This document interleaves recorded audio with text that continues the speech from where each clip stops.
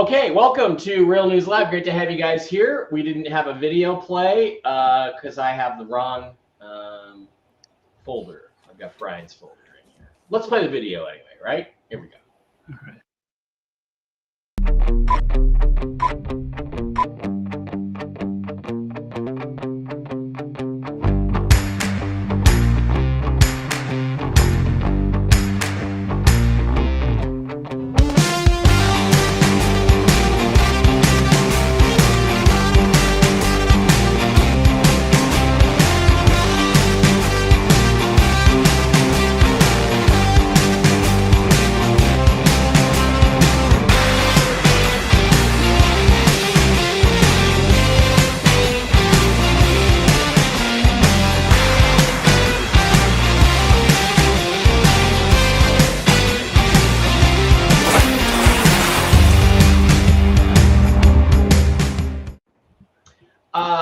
Welcome, everybody, to a special Toxically Masculine Tuesday edition of Real News Live. It is the vice presidential debate. Guess what bullshit I've already gone through? I posted the link to the Rumble version of this, which is where I'd like to drive most of my customers and viewers, and Facebook took it down as spam for the third time. If you keep spamming people, fuck you, Zuck. I can't wait for this guy to, whatever. Let's just do that. All right, guys, welcome. It is VP debate night number one, the one and only. They're already trying to spin a bunch of stuff about how Trump doesn't want to do a 60 minutes interview. I'm like, when did Trump ever agree to it? But we're going to run through the introductions, talk about Israel, and then we're going to get on with the VP debate, which starts in about 5 minutes. All right, joined for the first time in a while to our immediate right is Dr. Brooks Agnew after his Brooks cruise.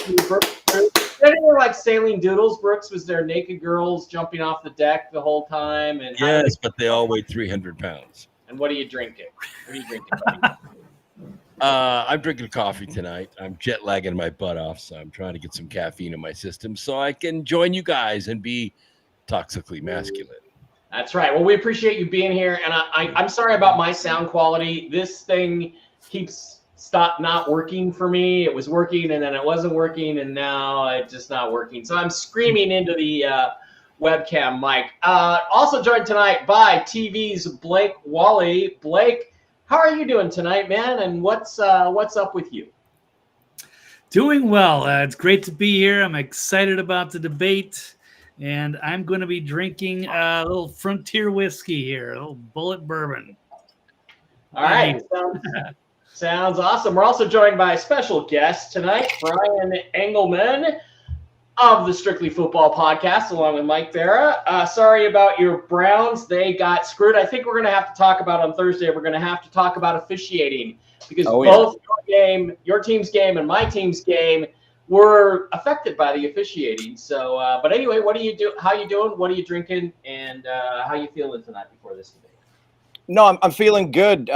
With Myles Garrett, the #1 defensive player of the year on the team, he's held on every single play. So if you're going to at least negate that by not calling proper fouls and letting him get manhandled all game, you certainly don't call ticky-tack shit on our offensive linemen. So, yeah, we'll talk about that on the Strictly Football Podcast on Thursday at 5 p.m. Eastern. Everybody, please check it out on both of our channels, The New American Media and all of Mike's. And, of course, I did a show earlier today with Blake, the Agree to Disagree show. So check that one out. We got into all of the stuff, a really deep dive into calamity across the globe. So thanks for having me.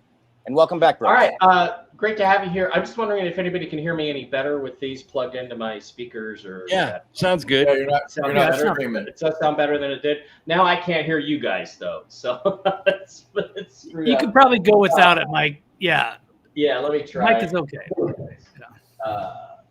We had similar issues earlier. I went through like 3 sets of these and 2 microphones before we found a decent combination. Yeah. Okay. Yeah, forget this. We're not. Yeah, it's just a mess. I'm just going to scream into the microphone. All right. And joined, of course, by the final one to be introduced, but by no means the last member of the crew. The amazing stud himself, the most toxically masculine, maybe second most toxically masculine man I know on the planet Earth. Steve Doran, the trail boss. Steve, did you kill anything today? Nope, not at all. Actually, is that me doing that feedback, or was that was me? No. I don't know. Okay. Anyway, you sound good. all right. So anyway, just going through my, I'm doing the health thing and all that kind of stuff. So right now I'm going through my fasting phase of the month. So the only thing I get to drink is coffee or tea. Cool, very cool. Okay, guys, I want to talk about something. I want to share. Some video out of Israel tonight. There is another Arab attack going on in Israel, and it's actually pretty ugly. But where is it, Mike? Get over there. Let's watch it.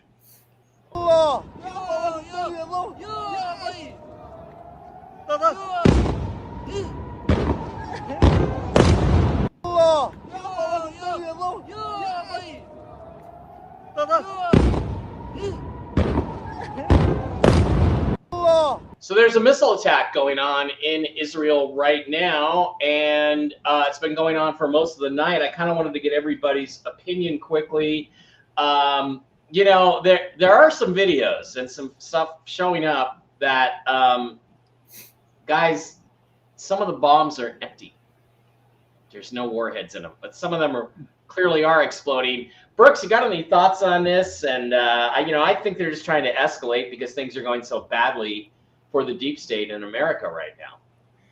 Well, yeah, I think they are trying to escalate, and I think a truthful but not accurate statement is that they launched more than 200 missiles. I think probably the number's more like 400, but they don't want to. They don't want to appear like they're escalating things. They're trying to respond to Israel's assassination of Nasrallah. They're different tactics. The Israelis are trying to kill off leadership. The Iranians are trying to basically do what they've been trying to do for the last 20 years, which is wipe Israel off the map. They don't want Israel to exist, and they're not going to accept any terms other than that. But the rest of it's all politics, and you can't believe anything anybody is saying, least of all Jake Sullivan. Yeah, and again, there was video today of Jimmy Carter being dragged around, and I would remind everybody that Jimmy Carter, who just turned 100 years old today, none of this shit would be happening if it wasn't for Jimmy Carter. Jimmy Carter is the third worst president in American history. He's a piece of shit. He's caused untold death to Americans and Jews all over the world. Fuck Jimmy Carter. I hope you stay alive and suffer for another 10 years, you piece of shit. Blake. Yeah. How you doing, man? What do you think about this new attack on Israel? We're going to switch over to the debate as soon as it gets started. So hit it. Yeah. Ah, shit. They're starting. Damn it. Okay. All right. Quickly agree with Brooks. Yeah, that's it. It's retaliatory. They had to. Anybody have a quick one? Steve, Brian, anybody quick input? The Arab nations are pieces of filth, and Yes. they want to exterminate women and children, and that makes them my enemy. And those All right. videos look like what hell would look like in my dreams. Like it looks like being in hell. So Yeah. I just want this. I want this stuff to stop. Yeah. Put the Where MAGA would you go? Unity Where would Party you and put hide? an adult back in charge for a All first right, time we're in a gonna long slide. time. We're gonna slide over to the debate, and let's get the audio rolling. Let me know if you guys can hear it. Questions will be directed at one candidate who will have 2 minutes to respond. The other candidate will be allowed 2 minutes for rebuttal. Then each candidate will get another minute to make further points, with an additional 1 minute each at the discretion of the moderator. The primary role of the moderators is to facilitate the debate between the candidates, enforce the rules, and provide the candidates with the opportunity to fact-check claims made by each other. CBS News reserves the right to mute the candidates' microphones to maintain decorum. We Yeah. do not share the questions or topics with the campaigns. The stage is set.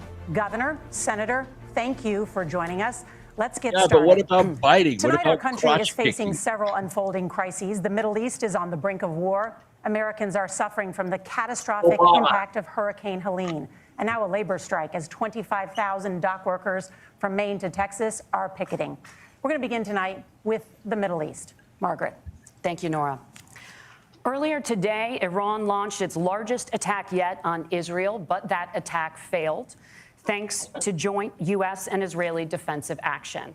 President Biden has deployed more than 40,000 U.S. military personnel and assets to that region over the past year to try to prevent a regional war. Iran is weakened, but the U.S. still considers it the largest state-sponsored terrorism in the world, and it has drastically reduced the time it would take to develop a nuclear weapon. It is down now to 1 or 2 weeks' time. Governor Walz, if you were the final voice in the Situation Room, would you support or oppose a preemptive strike by Israel on Iran? You have 2 minutes. Well, thank you, and thank you for those joining at home tonight. Let's keep in mind where this started. October 7th, Hamas terrorists massacred over 1,400 Israelis and took prisoners. Israel's ability to be able to defend itself is absolutely fundamental. Getting its hostages back, fundamental, and ending the humanitarian crisis in Gaza. But the expansion of Israel and its proxies is an absolute fundamental necessity for the United States to have the steady leadership there. You saw it experienced today, where along with our Israeli partners and our coalition, able to stop the incoming attack. But what's fundamental here is that steady leadership is going to matter. It's clear, and the world saw it on that debate stage a few weeks ago. A nearly 80-year-old Donald Trump talking about crowd sizes is not what we need in this. They're going to try to talk about just that. It's those that were closest to Donald Trump that understand how dangerous he is when the world is this dangerous. His chief of staff, John Kelly, said that he was the most flawed human being he'd ever met. And both of his secretaries of defense and his national security advisors said he should be nowhere near the White House. Now, the person closest to them, Donald Trump, said he's unfit for the highest office. That was Senator Vance. What we've seen out of Vice President Harris is we've seen steady leadership. We've seen a calmness that is able to draw on the coalitions to bring them together. Understanding that our allies matter. When our allies see Donald Trump can't we just turn get towards a Vladimir liar Putin, buzzer or something? Every time he lies, Korea. When we start to see that type of fickleness around holding the coalitions together, we will stay committed. And as the vice president said today we will protect our forces and our allied forces, and there will be consequences. Governor, your time is up. Senator Vance, the same question. Would you support or oppose a preemptive strike by Israel on Iran? You have 2 minutes. So, Margaret, I want to answer the question. First of all, thanks, Governor. Thanks to CBS for hosting the debate. And thanks, most importantly, to the American people who are watching this evening and caring enough about this country to pay attention to this vice presidential debate. I want to answer the question, but I want to actually give an introduction to myself a little bit, because I recognize a lot of Americans don't know who either one of us are. I was raised in a working-class family. My mother required food assistance for periods of her life. My grandmother required Social Security help to raise me, and she raised me in part because my own mother struggled with addiction for a big chunk of my early life. I went to college on the GI Bill after I enlisted in the Marine Corps and served in Iraq. And so I stand here asking to be your vice president with extraordinary gratitude for this country, for the American dream that made it possible for me to live my dreams. And most importantly, I know that a lot of you are worried about the chaos in the world and the feeling that the American dream is unattainable. I want to try to convince you tonight over the next 90 minutes that if we get better leadership in the White House, if we get Donald Trump back in the White House, the American dream is going to be attainable once again. Now, to answer this particular question, we have to remember that as much as Governor Walz just accused Donald Trump of being an agent of chaos, Donald Trump actually delivered stability in the world, and he did it by establishing effective deterrence. People were afraid of stepping out of line. Iran, which launched this attack, has received over $100 billion in unfrozen assets thanks to the Kamala Harris administration.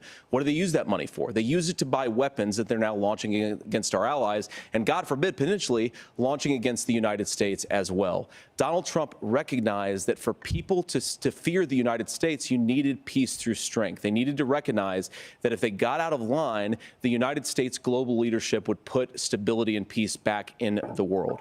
Now, you asked about a preemptive strike, Margaret, and I want to answer the question. Look, it is up to Israel what they think they need to do to keep their country safe, and we should support our allies wherever they are when they're fighting the bad guys. I think that's the right approach to take with the Israel question. Thank you, Senator. Governor Walz, do you care to respond to any of the allegations? Look, Donald Trump was in office. We'll sometimes hear a revisionist history, but when Donald Trump was in office, it was Donald Trump who we had a coalition of nations that had boxed Iran's nuclear program in, the inability to advance it. Donald Trump pulled that program and put nothing else in its place. So Iran is closer to a nuclear weapon than they were before because of Donald Trump's fickle leadership. And when Iran shot down an American aircraft in international airspace, Donald Trump tweeted, because that's the standard diplomacy of Donald Trump. And when Iranian missiles did fall near U.S. troops and they received traumatic brain injuries, Donald Trump wrote it off as headaches. Look, our allies understand that Donald Trump is fickle. He will go to whoever has the most flattery or where it makes sense to him. Steady leadership like you witnessed today, like you witnessed in April. Both Iranian attacks were repelled. Our coalition is strong, and we need the steady leadership that Kamala Harris is providing. Senator Vance, the U.S. did have a diplomatic deal with Iran to temporarily pause parts of its nuclear program, and President Trump did exit that deal. He recently said, just 5 days ago, the U.S. must now make a diplomatic deal with Iran because the consequences are impossible. Did he make a mistake? You have 1 minute. Well, first of all, Margaret, diplomacy is not a dirty word, but I think that's something that Governor Walz just said is quite extraordinary. You yourself just said Iran is as close to a nuclear weapon today as they have ever been. And Governor Walz, you blame Donald Trump. Who has been the vice president for the last 3.5 years? And the answer is your running mate, not mine. Donald Trump consistently made the world more secure. Now, we talk about what the sequence of events that led us to where we are right now, and you can't ignore October the 7th, which I appreciate Governor Walz bringing up. But when did Iran and Hamas and their proxies attack Israel? It was during the administration of Kamala Harris. So Governor Walz can criticize Donald Trump's tweets, but effective, smart diplomacy and peace through strength is how you bring stability back to a very broken world. Donald Trump has already done it once before. Ask yourself at home, when was the last time, I'm 40 years old, when was the last time that an American president didn't have a major conflict break out? The only answer is during the 4 years that Donald Trump was president. Gentlemen, we have a lot to get to. Nora? Margaret, thank you. Let's turn now to Hurricane Helene. The storm could become... Okay, let's pause this a second to go around the horn. Who did you think won that one? Brooks? Well, I think Vance won because the obvious answer to everybody is that the billions of dollars that Obama and through Biden and Harris to Iran is the reason why we're seeing all these attacks. We saw no attacks because Iran was in a little box about that big and they were broke. Yeah. Blake, who do you think won that round? Well, it's got to be Vance, even though he took the long road, like he was giving an opening statement. They should have done opening statements before that. He was prepared for it. But as clearly, we've seen both candidates. We saw Trump in 4 years. Clearly, his foreign policy was better, and J.D. Vance was right on point. We didn't have any major conflicts. It's all been under Biden. Money in Iran, that's not good. So, can't win. Yeah. Steve, who do you think won that first round? Vance. I wish he hadn't pontificated there at the beginning, but I think it was Vance. Also, it's no secret that during the Trump administration, we didn't have the problems that we're having today. We didn't leave billions of dollars of equipment behind for our enemies to use against us and our allies. We didn't fund them with billions of dollars so that they could buy more weapons. So clearly, and the other thing, they always go back and blame Trump. They've had 3.5 years to do whatever they wanted to do. They've done nothing, absolutely nothing. So clearly to me, Vance won that one. Brian, quickly, who do you think won that round? I think J.D. Vance did fantastic in that round. I think the body language of Tim Walz is ridiculous. He looks nervous. He's jittery. J.D. just kind of has a strong plan together. He has the right body right temperament and the right body language for it. Whereas W.C. Fields right there, that's who the Tim Walz guy keeps reminding me of, W.C. Fields. Yeah, I agree with that. I'm gonna say that was a draw.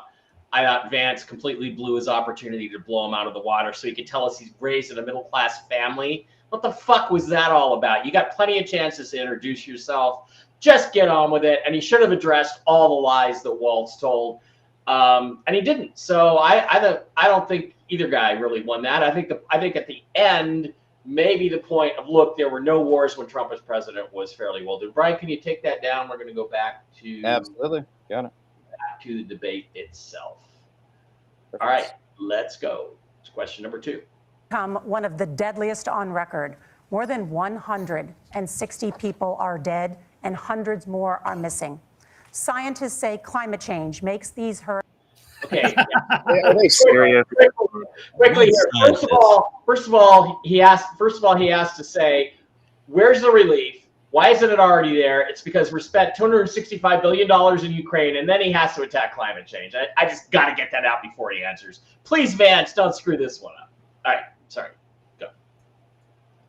Hurricanes larger, stronger, and more deadly because of the historic rainfall.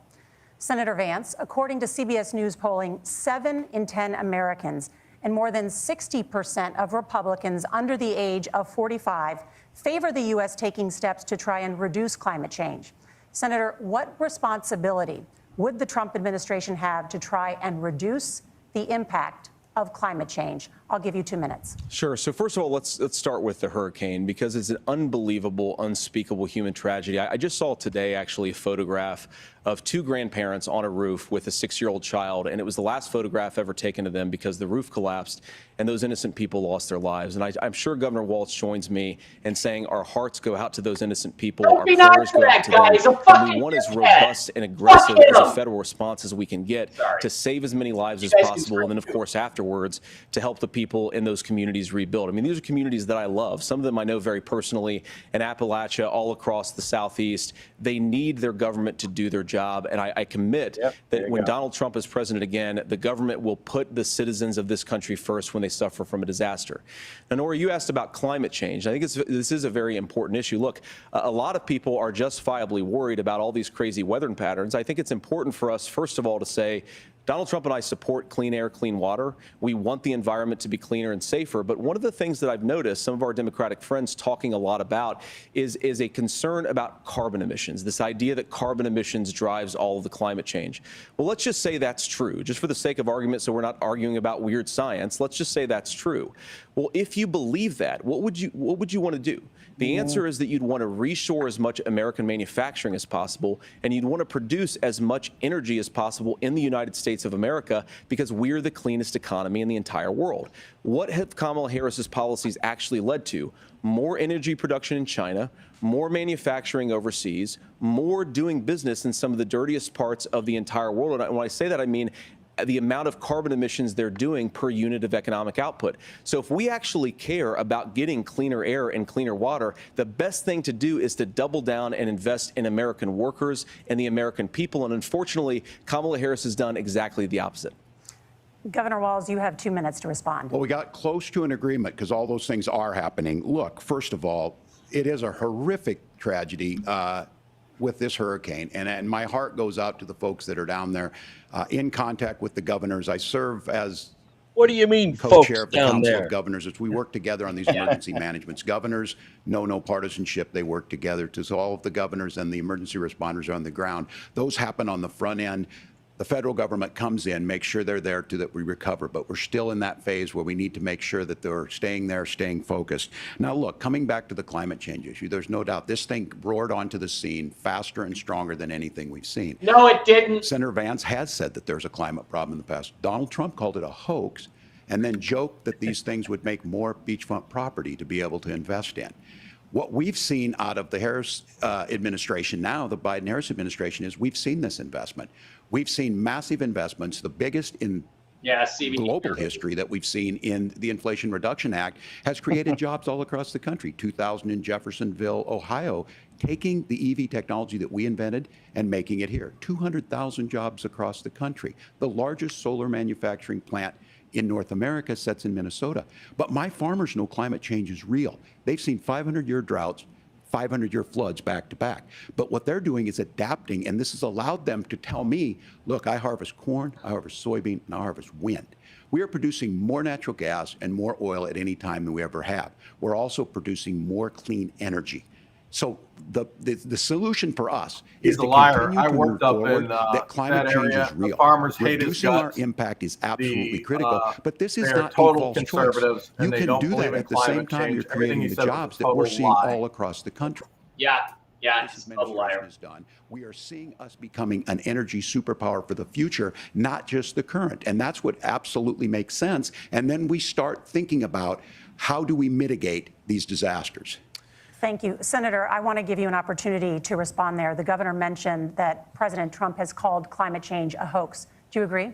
It is. Well, look, what the president has said is that if the Democrats, in particular Kamala Harris and her leadership, if they really believe that climate change is serious, what they would be doing is more manufacturing and more energy production in the United States of America, and that's not what they're doing. So clearly, Kamala Harris herself doesn't believe her own rhetoric on this. If she did, she would actually agree with Donald Trump's energy policies. Now, something Governor Walz said I think is important to touch upon, because when we talk about clean energy, I think that's a slogan that often the Democrats will use here. And I'm talking, of course, about the Democratic leadership. And the real issue is that if you're spending hundreds of millions or even billions of dollars of American taxpayer money on solar panels that are made in China, number one, you're going to make the economy dirtier. We should be making more of those solar panels here in the United States of America. Some of them are, Tim, but a lot of them are being made overseas in China, especially the components that go into those solar panels. So if you really want to make the environment cleaner, you've got to invest in more energy production. We haven't built a nuclear facility, I think, one in the past 40 years. Senator. Natural gas, we got to invest more in it. Kamala Harris has done the opposite. That's raised energy prices and also meant that we're doing Senator, worse by the climate. your time is up. Governor, would you like to respond? Well, look, we're producing more natural gas than we ever have. There's no moratorium on that. We're producing more oil. But the folks know, and like I said, again, these are not liberal folks. These are not folks that are Green New Deal folks. These are farmers that have been drought one year, massive flooding the next year. They understand that it makes sense. Look, our number one export cannot be topsoil from erosion from these massive storms. We saw it in Minnesota this summer. And thinking about how do we respond to that, we're thinking ahead on this. And what Kamala Harris has been able to do in Minnesota, we're starting to weatherproof some of these things. The infrastructure law that was passed allows us to think about mitigation in the future. How do we make sure that we're protecting by burying our power lines? How do we make sure that we're protecting lakefronts and things that we're seeing more and more of? But to call it a hoax and to take the oil company executives to Mar-a-Lago, say, give me money for my campaign and I'll let you do whatever you want. We can be smarter about that, and an all-above energy policy is exactly what she's doing, creating those jobs right here. Governor, your time is up. The overwhelming consensus among scientists is that the Earth's climate is warming at an unprecedented rate. Okay, let's go through this one real quick. Again, Vance should have spun. First of all, he should have said climate change is nonsense. Climate is not changing. This hurricane is not more severe than the ones we had in the 60s. Look it up. It's on my website. They should have been ready for this. And you don't spend 2 minutes talking about fucking climate change. You should have spent the time talking about the people of North Carolina and where is the federal help. These people are drowning. Their dogs and their cats and their horses are drowning. That's what he should have talked about. Again, a draw at best. Brian, Steve, you go first, and then we'll go to Brian. Steve? I can't disagree with anything you said. First of all, I think it's ridiculous when you have people suffering, dying. You're talking about climate change. Yeah, to talk about climate change is it's absolutely insane in my opinion on both sides. I don't know why Vance bought into that and talked about fucking climate change. It's a joke. Brian, what do you think? Back to the previous question with JD Vance, I thought it was weird that he said weird science, because now I'm thinking about the word weird again. So just a little mnemonic thing there. And then during that one, I think I'm going to give a nice point to our good friend W.C. Fields here. I think that he had an actual amazing point with burying the power lines, W.C. Fields, Tim Walz, because burying power lines is what led to what's happened in Hawaii. And I'm currently experiencing a really bad problem with our power consistently going out because they're not maintaining the basic infrastructure in these cities. And so point to Walz. This is something we could have put people to work with for the last 20 years. Blake, your thoughts on good point there. Yeah. Yeah, it should have been one of the last questions. Definitely didn't deserve the number 2 one. They're acting like hurricanes are some kind of a new phenomenon. It's ridiculous. And as Dr. Brooks is pointing out, sea levels haven't risen. They probably haven't risen since the last ice age. So it is at least man-made global warming is a hoax. There is climate change, but that's another story. It's driven by the sun. Man's impact is minuscule, and they're making a huge deal out of nothing. And none of these environmentalist predictions have come true in decades. Yeah, and you could say it exactly like that. And then the other thing you could say is, and why is it the Democrats are always talking about first global warming, and now they're talking about climate change? And why is it the solution is always that they take more of your money through taxes and more of your freedoms away? Why is that always the solution? Bam! I mean, I could win this fucking debate if I was up there. Brooks, go ahead quickly. We got to get back. You're exactly right. Like I said in the chat room, 95% of government-supported scientists believe climate change is responsible for everything. Yeah. Send me your money and give me your vote, and we'll go to war with the sun, and we'll fix this. Yeah, that's what I would say. What are you going to do? Attack the sun? Yeah, Mr. Burns from The Simpsons. Back to it. Exactly. Back to it. Margaret. Thank you, Nora.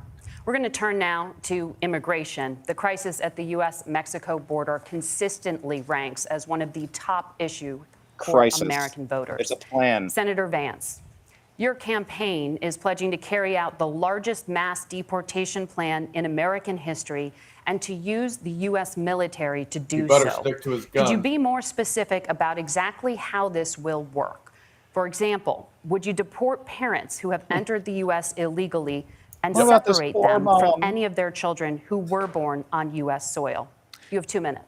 So first of all, Margaret, before we talk about deportations, we have to stop the bleeding. We have a historic immigration crisis because Kamala Harris started and said that she wanted to undo all of Donald Trump's border policies. 94 executive orders suspending deportations, decriminalizing illegal aliens, massively increasing the asylum fraud that exists in our system. That has opened the floodgates. And what it's meant is that a lot of fentanyl is coming into our country. I had a mother who struggled with opioid addiction and has gotten clean. I don't want people who are struggling with addiction to be deprived of their second chance because Kamala Harris let in fentanyl into our communities at record How about levels. murders? So How about rapes? The bleeding. You've got to re-implement Donald Trump's border policies, build Screw the wall, fentanyl. re-implement deportations. And that gets me to your point, Margaret, about what do we actually do? So we've got 20, 25 How about million the illegal aliens billions who are of here in the dollars we're country. spending on What them? do we do with them? I Keeping think the first our thing that own we do citizens is we start homeless, with the keeping criminal our migrants. veterans About homeless. 1 million of those people have committed some form of crime in addition to crossing the border illegally. I think you start with deportations on those folks. And then I think you make it harder for illegal aliens to undercut the wages of American workers. A lot of people will go home if they can't work for less than minimum wage in our own country. And by the way, that'll be really good for our workers who just want to earn a fair wage for doing a good day's work. And the final point, Margaret, is you ask about family separation. Right now in this country, Margaret, we have 320,000 children that the Department of Homeland Security has effectively lost. Some of them have been sex trafficked. Some of them hopefully are at homes with their families. Some of them have been used as drug trafficking mules. The real family separation policy in this country is unfortunately Kamala Harris's wide open southern border. And I'd ask my fellow Americans to remember when she came into office, she said she was going to do this. Real leadership would be saying, you know what, I screwed up. We're going to go back to Donald Trump's border policies. I wish that she would do that. It would be good for all of us. Governor, do you care to respond to any of those specific allegations, including that the vice president is, quote, letting in fentanyl and using kids as drug mules? The drug mule is not true, but I will say about this, about the fentanyl, because this drug mules aren't true. There's no drug mules anymore. The good news on this is the last 12 months saw the largest decrease in opioid deaths in our nation's history. 30% decrease in Ohio, but there's still more work to do. But let's go back to this on immigration. Kamala Harris was the Attorney General of the largest state and a border state in California. She's the only person in this race who prosecuted transnational gangs for human trafficking and drug interventions. But look, we all want to solve this. Most of us want to solve this, and that is the United States Congress. That's the Border Patrol agents. That's the Chamber of Commerce. That's most Americans out here. That's why we had the fairest and the toughest bill on immigration that this nation's seen. It was crafted by a conservative senator from Oklahoma, James Lankford. I know him. He's super conservative, but he's a man of principle, wants to get it done. Democrats and Republicans worked on this piece of legislation. The Border Patrol said, this is what we need in here. These are the experts. And the Chamber of Commerce and the Wall Street Journal said, pass this thing. Kamala Harris helped get there. 1,500 new border agents. Detection for drugs. DOJ money to speed up what about the wall? The adjudications on this, just what America wants. But as soon as I was getting ready to pass and actually tackle this, Donald Trump said no, told them to vote against it because it gives him a campaign issue. It gives him what would Donald Trump talk about if we actually did some of these things? And they need to be done by the legislature. You can't just do this through the executive branch. So look, we have the options to do this. Donald Trump had 4 years. He had 4 years to do this. And he promised you, America, how easy it would be.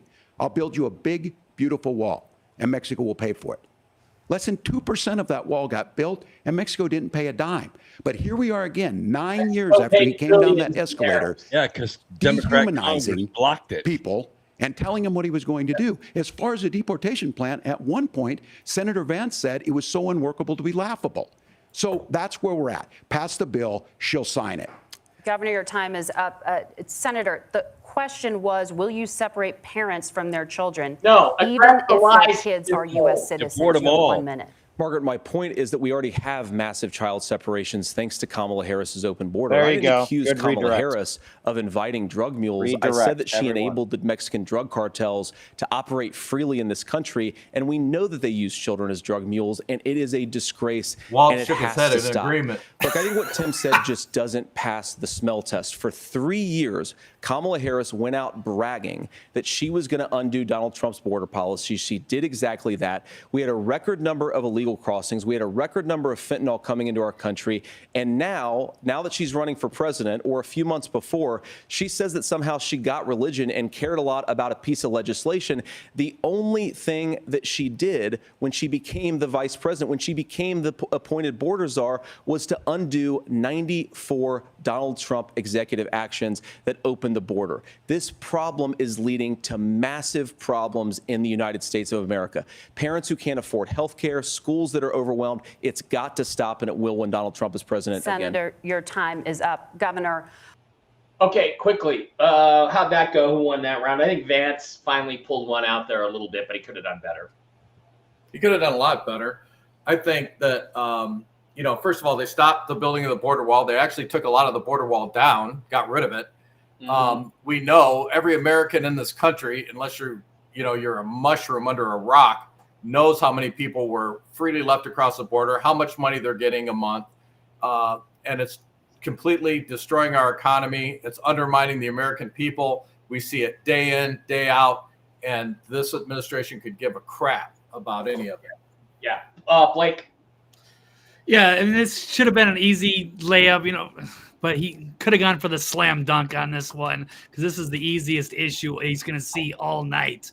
And that border stuff that Walz is saying, that bill, only 20 billion of 118 billion, what is actually going to go towards the border anyway. Yeah. Most of it was going to go to Ukraine. They had no intention. It wasn't intended to pass. It was loaded with poison pills. So that's a disingenuous argument. Yeah, well, you could say something like that, but I think that's like you're getting into the minutia. Brooks, what do you think? Well, I agree with Blake. It was an easy layup. He should have said the same thing that Donald Trump said in 2015 when he was running for president. Look, we have laws, and the laws say if you come into this country illegally, you have to go back. I'm sorry. Parents and children will be returned to their home countries, and they can apply legally after we build the wall. That's the easy answer. Brian, quick thoughts. Every time I see Tim Walz turn around, it reminds me of W.C. Fields. Also, the border policy that they keep using this trick by saying, oh, well, we had this plan that all these people said was so fantastic. And, the Republicans and Trump, they said, let's not do that so that we can have a topic to run our campaign on. Yeah, there's Tim Walz right there. But anyway, I just think it's ridiculous because, as Blake said, that was all pork and no wall. That was a poison pill. That was never legitimate or serious in the first place. And finally, no, Trump did not have 4 years. You impeached him on 2 fake bullshit kangaroo court trials twice, and now there's been 2 assassination attempts. All you've done is get in the way instead of building infrastructure so that we don't have mass casualty events like we had with the flooding. You know what? We wasted 4 years because the Democrats lied to us and wasted all of our time when we could have been doing something productive just because they don't like the orange man. Yeah, and again, I think it's a simple response. The reason the border wall didn't get built is because you and your party blocked it, and you took the wall down when you got in office, and you've kept it from being built, and you've let record numbers of illegals into this country, many of whom are terrorists and armed and raping and killing and murdering. And by the way, we'll eating cats and dogs. They're eating the cats, they're eating the dogs. And by the way, when are you going to get down to North Carolina and Tennessee and start helping these Americans? You sent $265 billion to Ukraine in the last 4 years, and you told Donald Trump he couldn't have $5 billion to finish the wall. Boom! But he didn't do that, so fine. All right, let's go back and catch it from here. What about our CBS News polling, which does show that a majority of Americans, more than 50%, support mass deportations? That is what 50% means. We fix this issue with a bill that is necessary, but the issue on this is what happens when you don't want to solve it. You demonize it. And we saw this, and Senator Vance, and it surprises me on this. How are they demonizing about and saying I will create stories to bring attention to this? That vilified a large number of people who were here legally in the community of Springfield. The Republican governor said, it's not true, don't do it. There's consequences for this. There's consequences. We could come together. Senator Langford did it. We could come together and solve this if we didn't let Donald Trump continue to make it an issue. And the consequences in Springfield were the governor had to send state law enforcement to escort kindergartners to school. I believe Senator Vance wants to solve this, but by standing with Donald Trump and not working together to find a solution, it becomes a talking point. And when it becomes a talking point like this, we dehumanize and villainize other human beings. Like climate change. Governor, your time is up. Senator, I'll give you 1 minute, but we want to villainize these people because they're committing crimes against American citizens. The governor has made the point, and I think as a sitting lawmaker, you know that Congress controls the purse strings and any funding. So you have said repeatedly that Donald Trump would, through executive action, solve this. Do you disagree that Congress controls the purse strings and would need to support many of the changes that you would actually want to implement? You have 1 minute. Look, Margaret, first of all, the gross majority of what we need to do at the southern border is just empowering law enforcement to do their job. I've been to the southern border more than our borders are. Kamala Harris has been, and it's actually heartbreaking because the Border Patrol agents, they just want to be empowered to do their job. Of course, additional resources would help, but most of this is about the president and the vice president empowering our law enforcement to say, if you try to come across the border illegally, you've got to stay in Mexico, you've got to go back through proper channels. Now, Governor Walz brought up the community of Springfield, and he's very worried about the things that I've said in Springfield. Look, in Springfield, Ohio, and in communities all across this country, you've got schools that are overwhelmed. You've got hospitals that are overwhelmed. You have got housing that is totally unaffordable because we brought in millions of illegal immigrants to compete with Americans for scarce homes. The people that I'm most worried about in Springfield, Ohio, are the American citizens who have had their lives destroyed by Kamala Harris's open border. It is a disgrace, Tim. And I actually think, I agree with you. I think you want to solve this problem, but I don't think that Kamala Harris does. Senator, your time is up. Governor, you have 1 minute to respond. That's interesting. Well, it is law enforcement that asked for the bill. They helped craft it. They're the ones that supported it. That's because they know we need to do this. Look, this issue of continuing to bring this up, of not dealing with it, of blaming migrants for everything. On housing, we could talk a little bit about Wall Street speculators buying up housing and making them less affordable, but it becomes a blame. Look, this bill also gives the money necessary to adjudicate. I agree. It should not take 7 years for an asylum claim to be done. This bill gets it done in 90 days. Then you start to make a difference in this, and you start to adhere to what we know, American principles. I don't talk about my faith a lot, but Matthew 25:40 talks about, to the least amongst us you do unto me. I think that's true of most Americans. They simply want order to it. This bill does it. It's funded. It's supported by the people who do it. And it lets us keep our dignity about how we treat other people. Thank you, Governor. And just to clarify for our viewers, Springfield, Ohio does have a large number of Haitian migrants who have legal status, temporary protected status. Well, Margaret, but yeah, Senator, talk about why have it's so for much to get temporary to. protection. I think it's That's the Harris We're going to policy. turn out of the economy. Thank Margaret, you. No. You You got to guys address are going to that. fact check. No, you and got to since you're address that. You fact-checking can't me, let her get away I think with it's that. important to say what's actually going Thank on. you. Steamroll So there's her. an application called the CBP One app, Thank you. where you can go on as an illegal migrant, apply for asylum or apply for parole, and be granted legal status at the wave of a Kamala Harris open border wand. That is not a person coming in, applying for a green card and waiting for 10 years. That is the facilitation of illegal immigration, Margaret, by our own leadership. Thank you, Senator, for describing. Okay, quickly, gentlemen. Brooks, who won that? Well, it was a mess. This argument is being fought on the wrong grounds here. The argument should be fought on the law. Not what you want the laws to be, but what the laws are. That's the king in this country. And the laws are you cannot enter the country illegally. And then they're being rewarded for doing it by giving these EBT cards support. They're being put up in hotels. They're being given cars, driver's licenses, and they're being registered to vote. Yep, and good point here. The border didn't open itself would have been a great line. Brian, real quick, what'd you think of that round? Look, I'm glad we're talking Springfield. You don't dump 30,000 Steeler fans into Browns territory. They have no shared culture. You don't do that. I love huge win for him steamrolling her and pushing forward and not letting her get away with that goofy little pseudo fact check. That was really huge. Huge kudos, big gold star for him. And then look, illegal immigration, this is not an accidental thing that's occurring and we're trying to deal with it or some natural disaster. This is the Obama plan. Just drill down on this. People do not like this, from the Bronx to the homeland, the heartland of the country. Nobody wants their communities invaded by people with no shared experiences. Yeah, they're just importing voters. Cut to the chase. That's what this is about. Right. Steve. All right, I'm sick of this. Like, oh, we don't want to treat people badly. We don't want to hurt these illegal immigrants' feelings by talking rough to them and making them leave the country. Who gives a crap how they feel? I could care less. They came in illegally. They need to be gotten out of here as quickly as possible. And I hope their feelings are hurt for the rest of their life on their way out. There you go. Why we don't care? It's because they're criminals. Blake, real quick.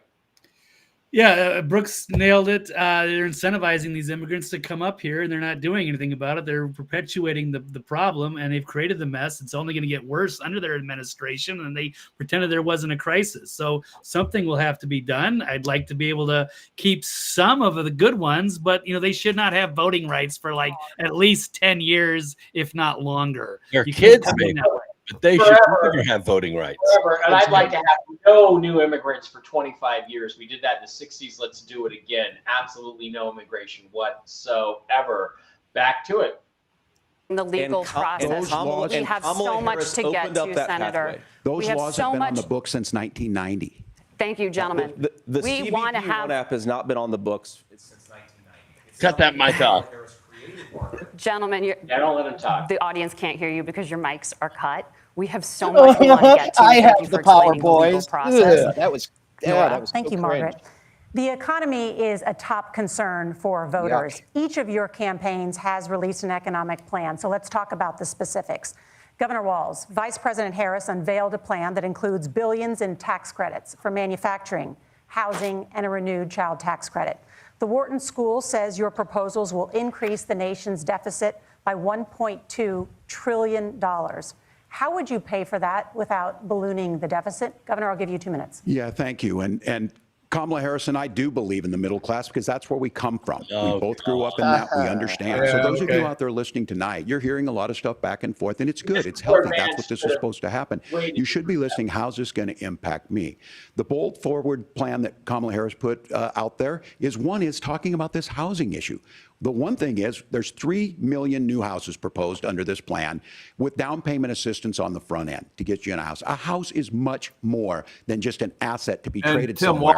It's was foundational giving to where people in you're his at. state And then making sure $650,000 loans, as long as they were not American citizens or other things, that there's fairness in that. Look, Right. the $35 insulin is a good thing, but it costs $5 to make insulin.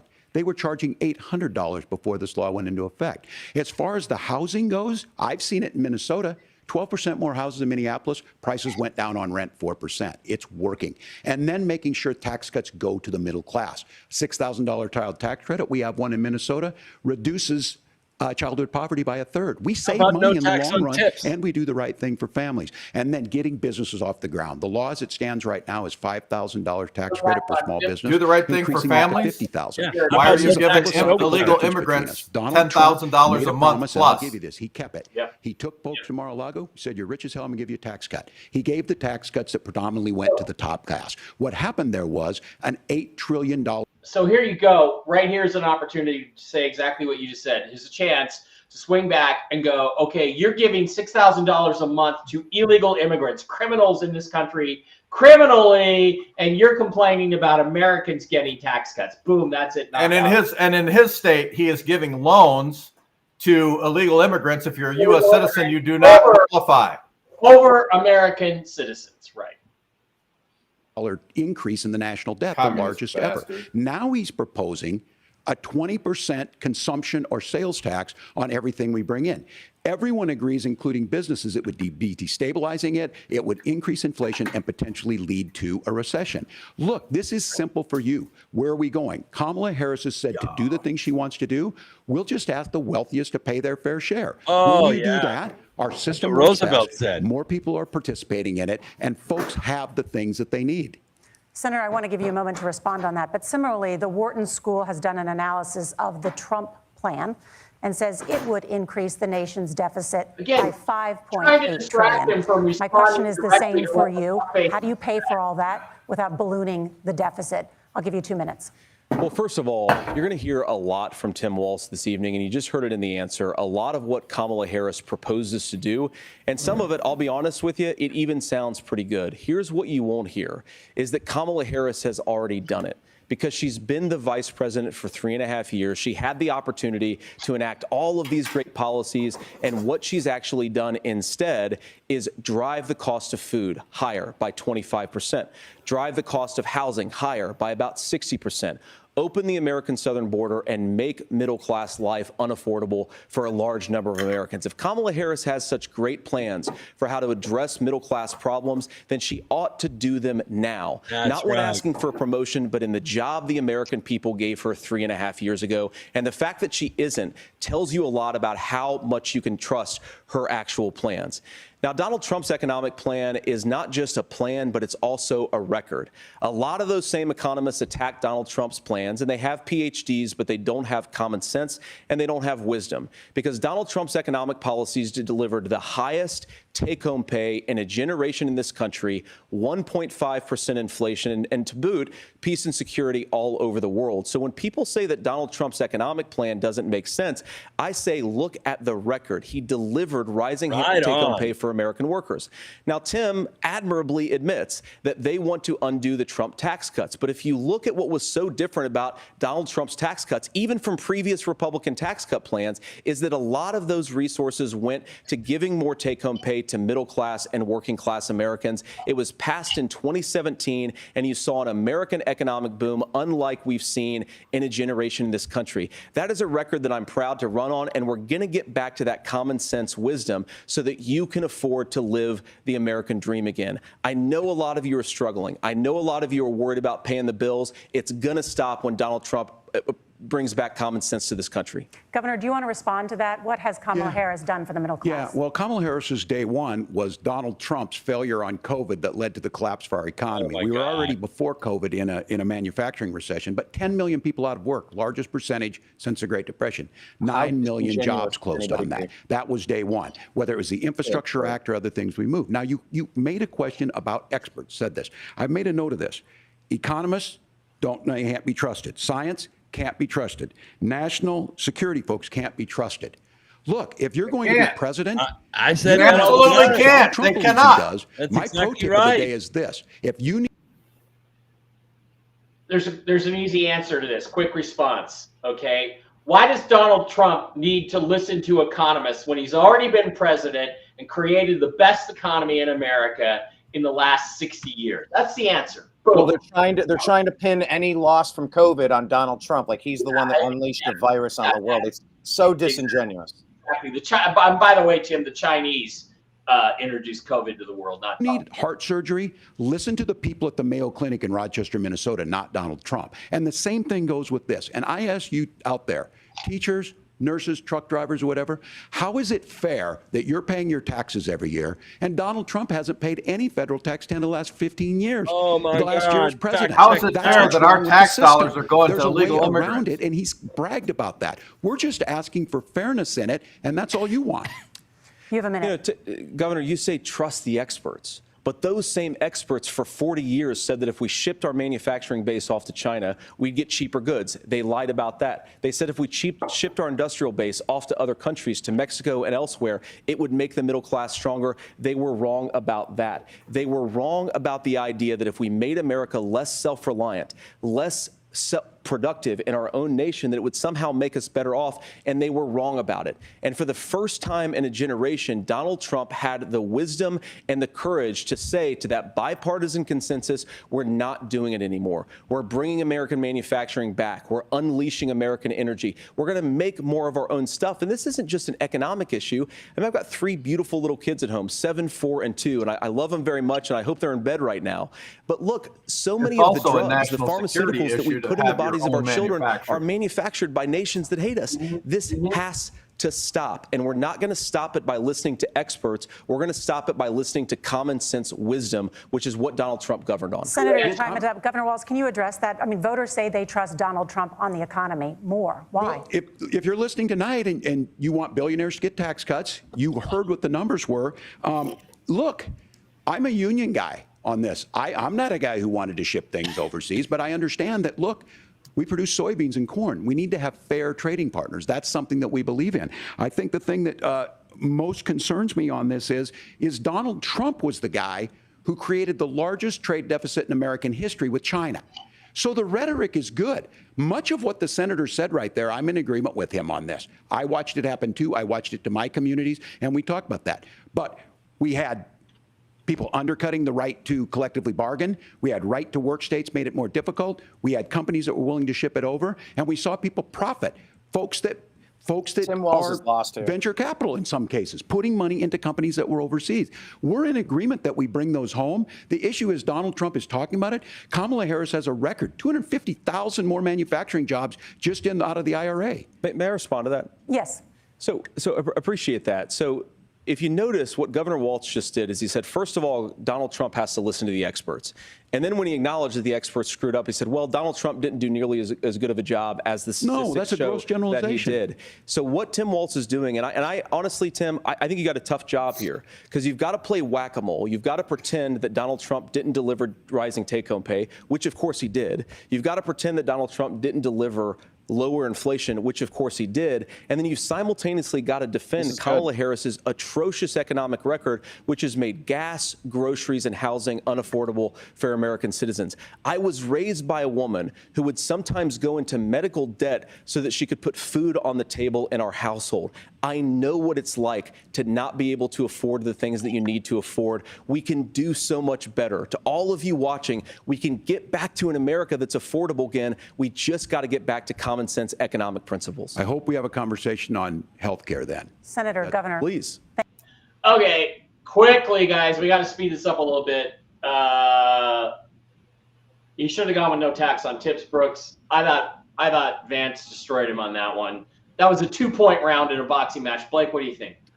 Well, we got a billionaire businessman, common sense, wisdom versus, and we have a 4-year track record of an awesome economy versus Kamala and Tim Walz listening to supposed experts and 4 years of shitty economy. So I think it's a no-brainer there. Steve Doran, how do you think that round went?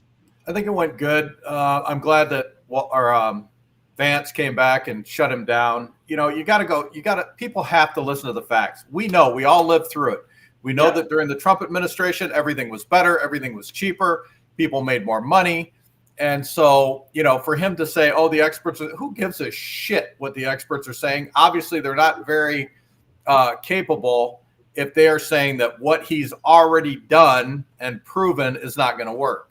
Right. The only expert I listen to is Brooks Agnew. Brooks, quickly, and then Brian. Nobody wants to listen to taxpayer-funded experts tell us anything. Yeah. How can no tax on tips, no tax on overtime, and no tax on Social Security be a tax cut for the rich? Get a fucking clue. Yeah. Okay. Brian, quickly. It's not about believing the experts. It's about the experts proving on a daily basis that they're still qualified to hold the position of expert.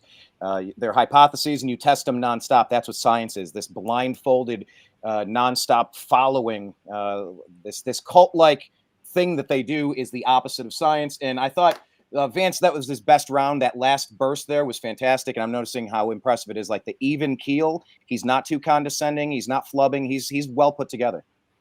Yeah, he's not really attacking. All right, let's get back to it. Thank you, Margaret.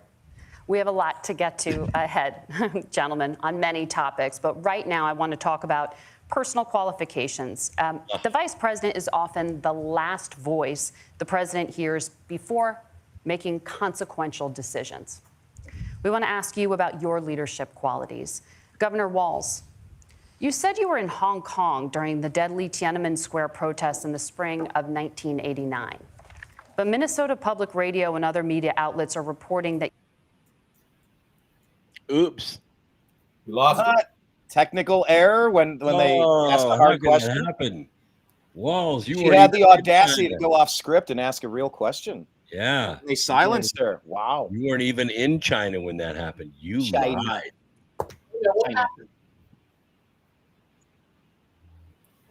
Got to protect your people. Oh my That's God. what they're doing. Passionate about it. A young teacher. My first year out, I got the opportunity in the summer of '89 to travel to China. 35 years ago, be able to do that. I came back home and then started a program to take young people there. We would take basketball teams, we would take baseball teams, we would take dancers, and we would go back and forth to China. The issue for that was to try and learn. Now, look, my community knows who I am. They saw where I was at. Look, I will be the first to tell you, I have poured my heart into my community. I've tried to do the best I can, but I've not been perfect. And I'm a knucklehead at times, but it's always been about that. Those same people elected me to Congress for 12 years. And in Congress, I was one of the most bipartisan people, working on things like farm bills that we got done, working on veterans benefits. And then the people of Minnesota were able to elect me to governor twice. So look, my commitment has been from the beginning to make sure that I'm there for the people, to make sure that I get this right. I will say more than anything, many times I will talk a lot. I will get caught up in the rhetoric. But being there, the impact it made, the difference it made in my life, I learned a lot about China. I hear the critiques of this. I would make the case that Donald Trump should have come on one of those trips with us. I guarantee you he wouldn't be praising Xi Jinping about COVID. And I guarantee you he wouldn't start a trade war that he ends up losing. So this is about trying to understand the world. It's about trying to do the best you can for your community. And then it's putting yourself out there and letting your folks understand what it is. My commitment, whether it be through teaching, which I was good at, or whether it was being a good soldier or was being a good member of Congress, those are the things that I think are the values that people care about. Governor, just to follow up on that, the question was, can you explain the discrepancy? All I said on this was I got there that summer and misspoke on this. So I will that's what I've said. Sure. Yeah. So I was in Hong Kong and China during the democracy protests went in. And from that, I learned a lot of what needed to be in governance. So you weren't in Tiananmen. Never answer the question as it's given. Senator Vance, in 2016, you... Wait a minute, she's not... I think that was devastating. Quickly, Blake, Brooks, Blake, what do you think? I was having Chinese food, so I misspoke. I was having Chinese food. Yeah. Oh, Pozo's got a good one, too, the entire... Blake, this one here, sorry, let me jump in so I can take this off the screen. It says, Donald Trump Jr. goes, I'd like to give a friendly piece of advice to self-described knucklehead Tim Walz. Stop digging your own grave. I never expected. I knew J.D. Vance was a great debater, but I never expected him to end Tim Walz's career in less than 45 minutes. Let's go, Vance. That was bad. That was not All good. right, Blake, what did you think of that? I think Walt's got utterly destroyed on that. Yeah, he's that's a tough position for him. He's taken 30 trips to China. I mean, if he's trying to go for the second most powerful position, we can't afford to have somebody in the executive branch that's compromised by the CCP. So that. Well, I mean, I think it's more important is that he lied. He lied about being in Tiananmen Square. That's he got nailed by that. You got to give the reporters some kudos for asking that question, right, Brooks? Yeah, absolutely. I mean, you can't just say, that you were having dim sum for dinner and during Tiananmen Square and say that I was there. No, you're going to get called out on it. You weren't there.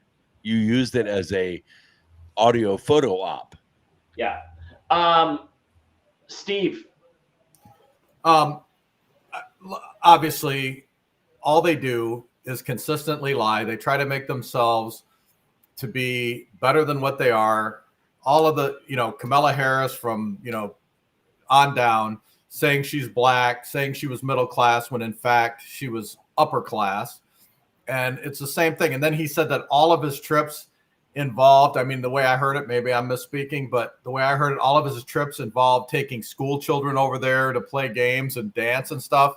I mean, that's another big bunch of baloney. I also want to lay it out here right now. When I said I had a threesome with Amaranth and Sydney Sweeney, I misspoke. All right, let's get back to it. Called your running mate Donald Trump unfit for the nation's highest office, and you said he could be America's Hitler. I know you've been asked many times, and you've said you regret those comments and explained you then voted for Donald Trump in 2020. But the Washington Post reported new messages last week in which you also disparaged Trump's economic record while he was president, writing to someone in 2020, quote, Trump thoroughly failed to deliver his economic populism. You're now his running mate, and you've shifted many of your policy stances to align with his. If you become vice president, why should Americans trust that you will give Donald Trump the advice he needs to hear and not just the advice he wants to hear? You have 2 minutes. Well, first of all, Margaret, because I've always been open. And sometimes, of course, I've disagreed with the president, but I've also been extremely open about the fact that I was wrong about Donald Trump. I was wrong, first of all, because I believed some of the media stories that turned out to be dishonest fabrications of his record. But most importantly, Donald Trump delivered for the American people. Rising wages, rising take-home pay, the only president in the history of the nation that did everything he said he was going to do. A lot of things, frankly, that I didn't think he'd be able to deliver on. And yeah, when you screw up, when you misspeak, when you get something wrong and you change your mind, you ought to be honest with the American people about it. It's one of the reasons, Margaret, why I've done so many interviews is because I think it's important to actually explain to the American people where I come down on the issues and what changed. Now, you pointed out the messages from 2020. Margaret, I've been extremely consistent that I think there were a lot of things that we could have done better in the Trump administration the first round if Congress was doing its job. I strongly believe, and I've been a United States Senator, that Congress is not just a high-class debating society. It's not just a forum for senators and congressmen to whine about problems. It's a forum to govern. So there were a lot of things on the border, on tariffs, for example, where I think that we could have done so much more if the Republican Congress and the Democrats in Congress had been a little bit better about how they govern the country. They were so obsessed with impeaching Donald Trump, they couldn't actually govern. And I want to talk about this tariff issue in particular. Another gold Margaret, star. because Tim just accused this of being a national sales tax. Great job. Look, the one thing, and you're probably surprised to hear me praising Joe Biden, but the one thing that Joe Biden did is he continued some of the Trump tariffs that protected American manufacturing jobs. And it's the one issue, the most pro-worker part of the Biden administration, it's the one issue where Kamala Harris has run away from Joe Biden's record. Think about this. If you're trying to employ slave laborers in China at $3 a day, you're going to do that and undercut the wages of American workers unless our country stands up for itself and says you're not accessing our markets unless you're paying middle-class Americans a fair wage. Senator, your time is up. Nora? Thank you. Now to the issue of reproductive rights. Governor Walz, after Roe versus Wade was overturned, you signed a bill into law that made Minnesota one of the least restrictive states in the nation when it comes to abortion. Former President Trump said in the last debate that you believe abortion, quote, Okay, sorry. Quickly, Steve, first. I thought that those were the gotcha questions. I thought Waltz got caught with his pants down. I thought Vance, I didn't see the whole thing, but he handled it pretty well. I think Vance annihilated him on that one. Steve, what do you think? Well, I'd have to agree. I mean, he did make some pretty bold negative statements about Trump, and all you can say is I was wrong. I mean, there's really no other way to cover it. Right. Well, they were trying to get him to say I was wrong after Waltz misspoke, so they could say, "See, they're the same." That's what the game was at. I would have said, "Look, I may have said those things. I was really mad. Donald Trump sat down and explained to me why I was wrong, and I agree with him now. I see what he did, but I didn't see it before. But I wasn't wrong to say those things." Anyway, go ahead, Brian. Yeah, I think that was my number one criticism of J.D. Vance. I'm not super familiar with him in general. My family's from Ohio. They met him.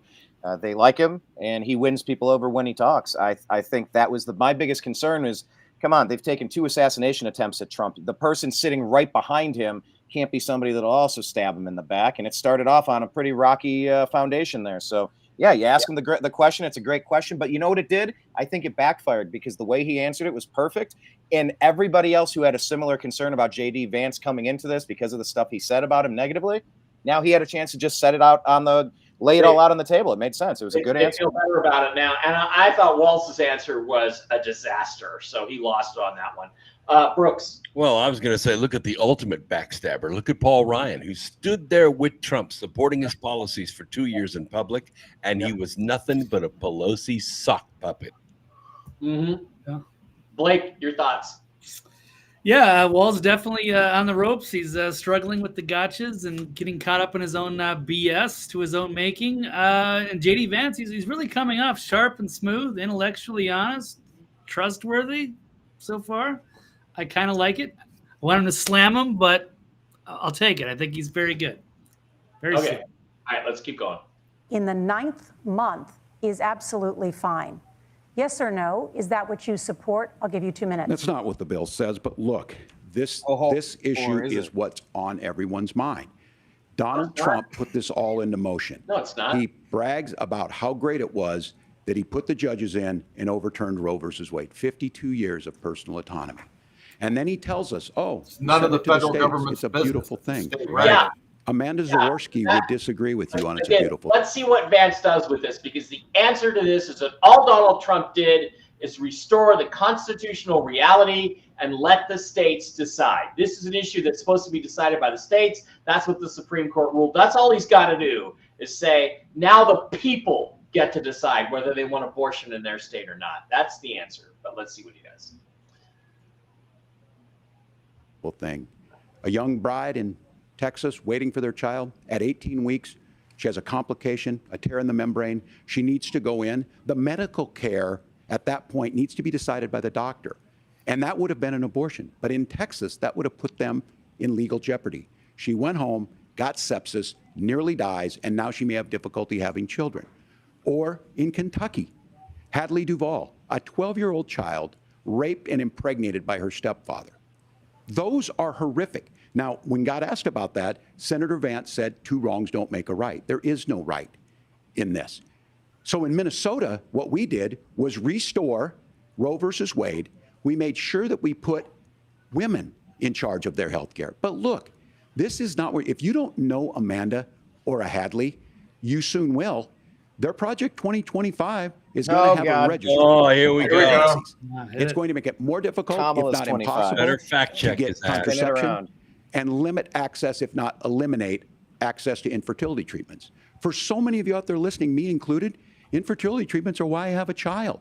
That's nobody else's business, but those things are being proposed. Yeah. And the catch-all on this is, well, the states will decide. What's right for Texas might not be right for Washington. That's correct. That's not how this works. Yes, this it is is. based on human rights. It does. That's exactly how it works. Maternal 57 mortality countries. skyrocket in Texas, outpacing many other countries in the world. This is about health care. In Minnesota, we are ranked first in health care for a reason. We trust women. We trust doctors. Senator, do you want to respond to the governor's claim? Will you create a federal pregnancy monitoring agency? No, nor certainly we won't. And I want to talk about this issue because I know a lot of Americans care about it, and I know a lot of Americans don't agree with everything that I've ever said on this topic. And, you know, I grew up in a working class family in a neighborhood where I knew a lot of young women who had unplanned pregnancies and decided to terminate those pregnancies because they feel like they didn't have any other options. And, you know, one of them is actually very dear to me. And I know she's watching tonight, and I love you.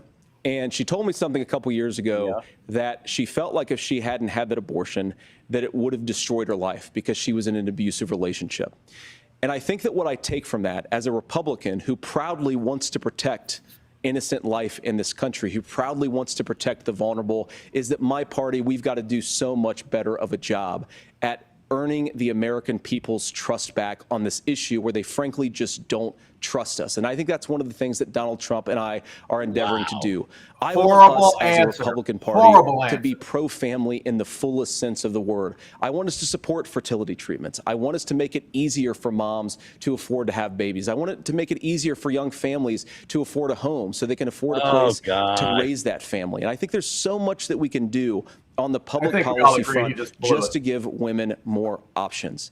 Now, of course, Donald Trump has been very clear that on the abortion policy specifically, that we have a big country and it's diverse. And California has a different viewpoint on this than Georgia. Georgia has a different viewpoint from Arizona. And the proper way to handle this, as messy as democracy sometimes is to let voters make these decisions, let the individual states make their abortion policy. And I think that's what makes the most sense in a very big, a very diverse, and let's be honest, sometimes a very, very messy and divided country. You know, again, the answer to this is it's now restored to the constitutional norm, which is that issues that are not, not in the Constitution are decided by the states. And I think the real answer there is this. You say what Donald Trump did and what by working with the Supreme Court, and the Supreme Court, what they did is they made sure that Donald Trump is the furthest between you and your personal medical care as possible. If you like your own personal medical autonomy, that's between you and your state. A president has no business getting between you and how you're going to live and where you're going to live. That's the answer there. Either preventing you from having an abortion or trying to force you to have an abortion. None of those things are his responsibility. And, we believe the people should decide this question, Tim. Why don't you guys believe in the people? That's another answer. Sorry. All right. How'd you think this? Quick point. Okay. As the former president of Tennessee Right to Life, Rutherford County chapter, I can tell you over 98% of abortions are birth control. They have nothing to do with rape. They have nothing to do with health problems, nothing to do with incest. 98% of them. And believe it or not, over 50% of those abortions are the second abortion for the same woman. Okay. Frank Luntz, who knows what Kevin McCarthy tastes like, just tweeted out. They're at the commercial break now. Did you get that? Yeah. At the first commercial break, my VP debate focus group says by a 10-4 margin that JD Vance is winning. All right, let's roll on through. Governor, would you like to respond and also answer the question about restrictions? Yeah, well, the question got asked and Donald Trump made the accusation that wasn't true about Minnesota. Well, let me tell you about this idea that there's diverse states. There's a young woman named Amber Thurman. She happened to be in Georgia, a restrictive state. Because of that, she had to travel a long distance to North Carolina to try and get her care. Amber Thurman died in that journey back and forth. The fact of the matter is, how can we as a nation say that your life and your rights, as basic as the right to control your own body, is determined on geography? There's a very real chance, had Amber Thurman lived in Minnesota, separate DNA, she would be alive today. Yep. That's why the restoration of Roe versus Wade. When you listen to Vice President Harris talk about this subject and you hear me talk about the baby's rights, you hear us talking exactly the same. Donald Trump is trying to figure out how to get the political right of this. I agree with a lot of what Senator Vance said about what's happening. His running mate, though, here's the perfect opening. No, Donald Trump thinks it's got to be decided by the let people. me ask you about that. He mentioned, it was, I think, referring to a national ban. In the past, you have supported a federal ban on abortion after 15 weeks. In fact, you said if someone can't support legislation like that, quote, You are making the United States the most barbaric pro-abortion regime anywhere in the entire world. My question is, why have you changed your position? Well, Nora, first of all, I never supported a national ban. I did when I was running for Senate in 2022 talk about setting some minimum national standard. For example, we have a partial birth abortion ban in place in this country at the federal level. I don't think anybody's trying to get rid of that, or at least I hope not, though I know that Democrats have taken a very radical pro-abortion stance. But Nora, you know, one of the things that changed is in the state of Ohio, we had a referendum in 2023, and the people of Ohio voted overwhelmingly, by the way, against my position. And I think that what I learned from that, Nora, is that we've got to do a better job at winning back people's trust. So many young women would love to have the federal families. government's So business. many young women They don't also need to see win anything. unplanned pregnancy as something that's going to destroy their livelihood, destroy their education, destroy their relationships. And we have got to earn don't people's take your trust clothes back. off. And that's why Donald Trump and I are that committed to pursuing pro-family policies, making child care more accessible, making fertility treatments more accessible, because we've got to do a better job at that. And that's what real leadership is. Governor, your response. I'm going to respond on the pro-abortion piece of that. No, we're not. We're pro-women. We're pro-freedom to make your own choice. We know what the implications are to not be did make a choice. Women the having women miscarriages, women not getting the care. Sports. He's pro-Baal. He's pro-Baal. He wants to sacrifice babies is what he wants to do. The women did make a choice. God, just admit it. In unsafe sex I got pregnant. That's the reality. Science has made a lot of advancements. We figured out what causes that. Yeah, we know what causes pregnancy. We're pretty sure about it, and it's voluntary. It's voluntary. Isn't it setting on the toilet seat? Isn't that how you get pregnant? Yeah, that's how you do. Yeah, and you know how you keep from getting pregnant, ladies. You take an aspirin. Yeah, and you hold it between your knees. That's how you get pregnant. The issue here, though, again, is look. It doesn't matter what I think. The federal government, Steve's right. The federal government should not be involved in this issue whatsoever. It's a states' rights issue. The Supreme Court has ruled, and they were correct to rule that way. That's all. And you know what? That was another opportunity to explain. I don't know how constitutionalist J.D. Vance is, but yeah, like just saying that our nation is essentially 50 separate countries where they figure out what they want to do. There's supposed to be a very light footprint of federal presence. Whatever these Democrats are about, they're shutting you down during COVID. They're doing this during COVID. Like hammer him, like redirect and use it against him. And how come they never bring up how many women die from having the abortion?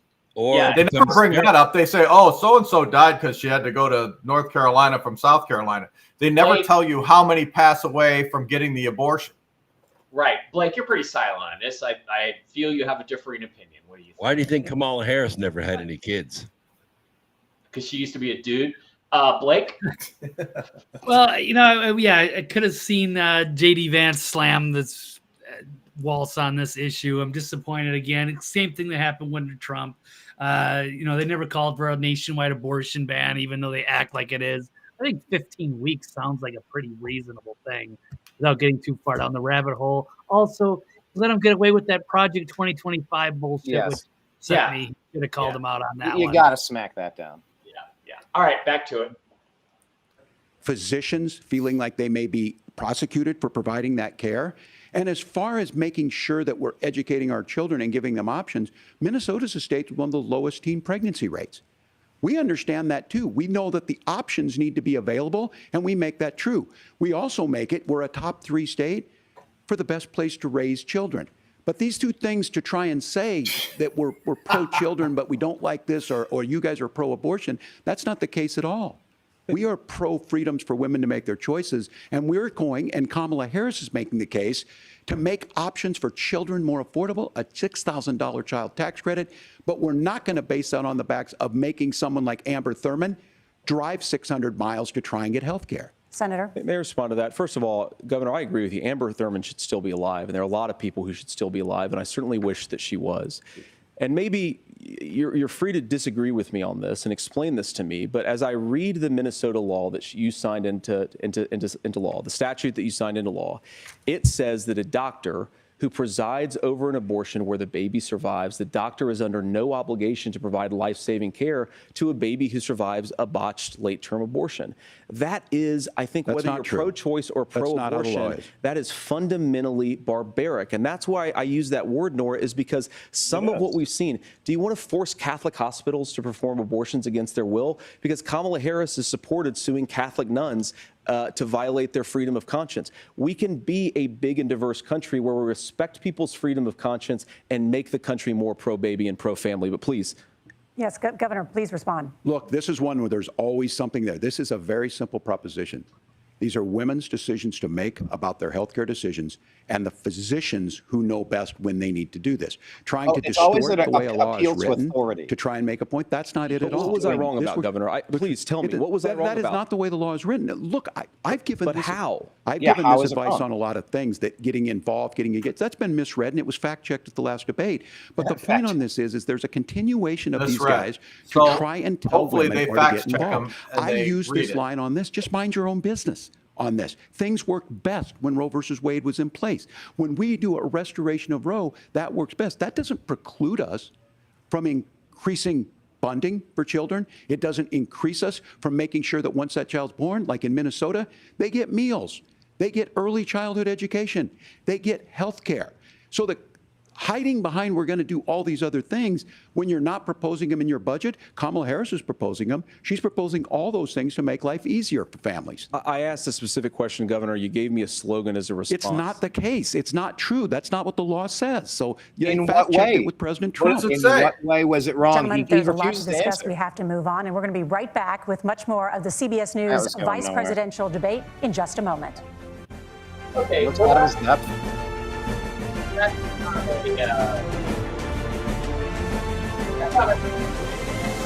That's not an easy subject, but I thought Vance did okay, and I do it. But Blake, I think, you know, look, I'm a hammerhead, right? If it was me, I would crush this fucking guy at every turn. But then all the women would go, "Oh, Mike Barr is so mean, and he's just picking on him," you know.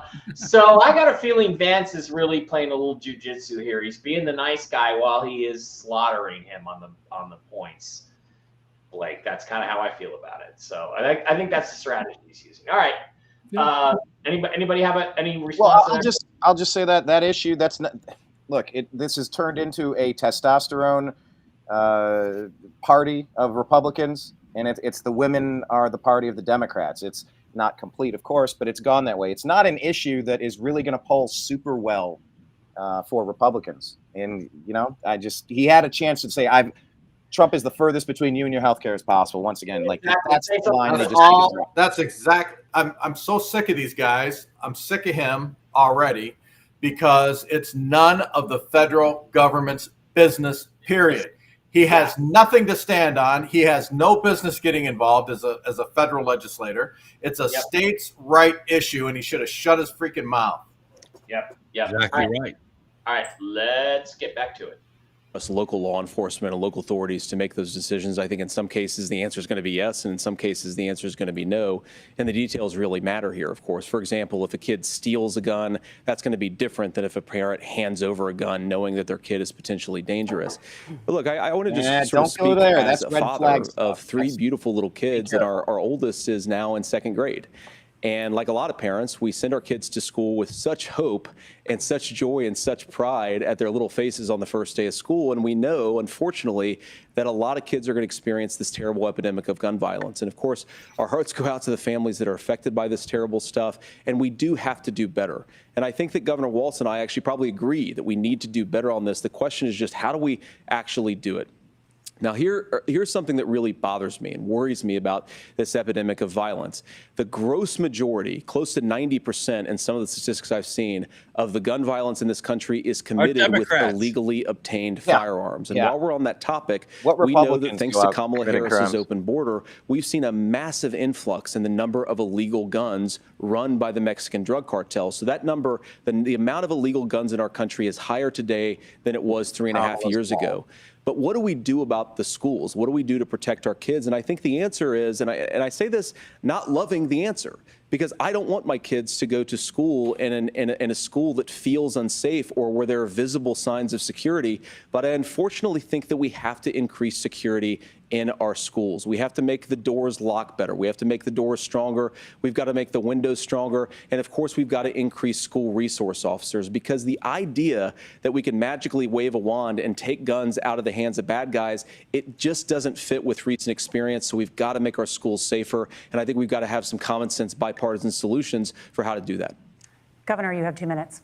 Well, I think all the parents watching tonight, this is your biggest nightmare. Look, I got a 17-year-old, and he witnessed a shooting at a community center playing volleyball. Those things don't leave you. As a member of Congress, I sat in my office surrounded by dozens of the Sandy Hook parents, and they were looking at my 7-year-old picture on the wall. Their 7-year-old were dead, and they were asking us to do something. And look, I'm a hunter.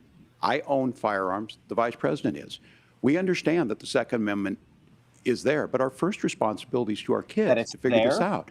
In Minnesota, we've enacted enhanced red flag laws, enhanced background checks, and we can start to get data. But here's the problem. If we really want to solve this, we've got folks that won't allow research to be even done on gun violence. And this idea that we should just live with it, and here's what I do think, that this is a good start to the conversation. The blue cities I 100% believe that Senator Vance hates it when these kids, it's abhorrent and it breaks your heart. I agree with that. But that's not far enough when we know there are things that worked. I've spent time in Finland and seen some Finnish schools. They don't have this happen, even though they have a high gun ownership rate in the country. There are reasonable things that we can do to make a difference.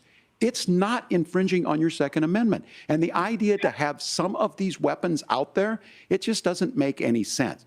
Kamala Harris, as an attorney general, worked on this issue. She knows that it's there. No one's trying to scaremonger and say we're taking your guns, but I ask all of you out there, do you want your schools hardened to look like a fort? Yeah. Is that yes. what we have to go into your home? Yes. There's countries around the world that their children aren't practicing. Everything important, you protect it. They're being killed. We owe it to them to get a fix. These are things that shouldn't be that difficult. You can still keep your firearms, and we can make a difference. We have to. If you're listening tonight, this breaks your heart. Senator. Tim, first of all, I didn't know that your 17-year-old witnessed a shooting. I'm sorry about that, and I hope that he's doing okay. Christ have mercy. It is awful. And I appreciate what Tim said, actually, about Finland, because I do think it illustrates some of the frankly, weird differences between our own country's gun violence problem and Finland. Is okay, first of all, we have way higher rates of mental health abuse or mental health substance abuse. We have way higher rates of depression, way higher rates of anxiety. We unfortunately have a mental health crisis in this country that I really do think that we need to get to the root causes of, because I don't think it's the whole reason why we have such a bad gun violence problem, but I do think it's a big piece of it. Another driver of the gun violence epidemic, especially that affecting our kids, it doesn't earn as many headlines, but is the terrible gun violence problem in a lot of our big cities. And this is why we have to empower law enforcement to arrest the bad guys, put them away, and take gun offenders off the streets.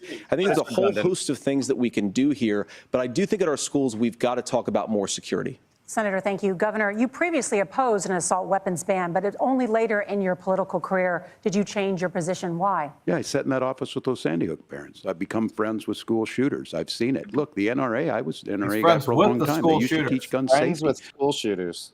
What a knucklehead. What a knucklehead. Just said I've become friends with school shooters. Sometimes I talk a lot. I'm a knucklehead. I don't do things right. I'm not that good. What the hell is an assault rifle? Yeah. They can't even define what a woman is. Guys, the thing we're missing here is I've become friends with school shooters.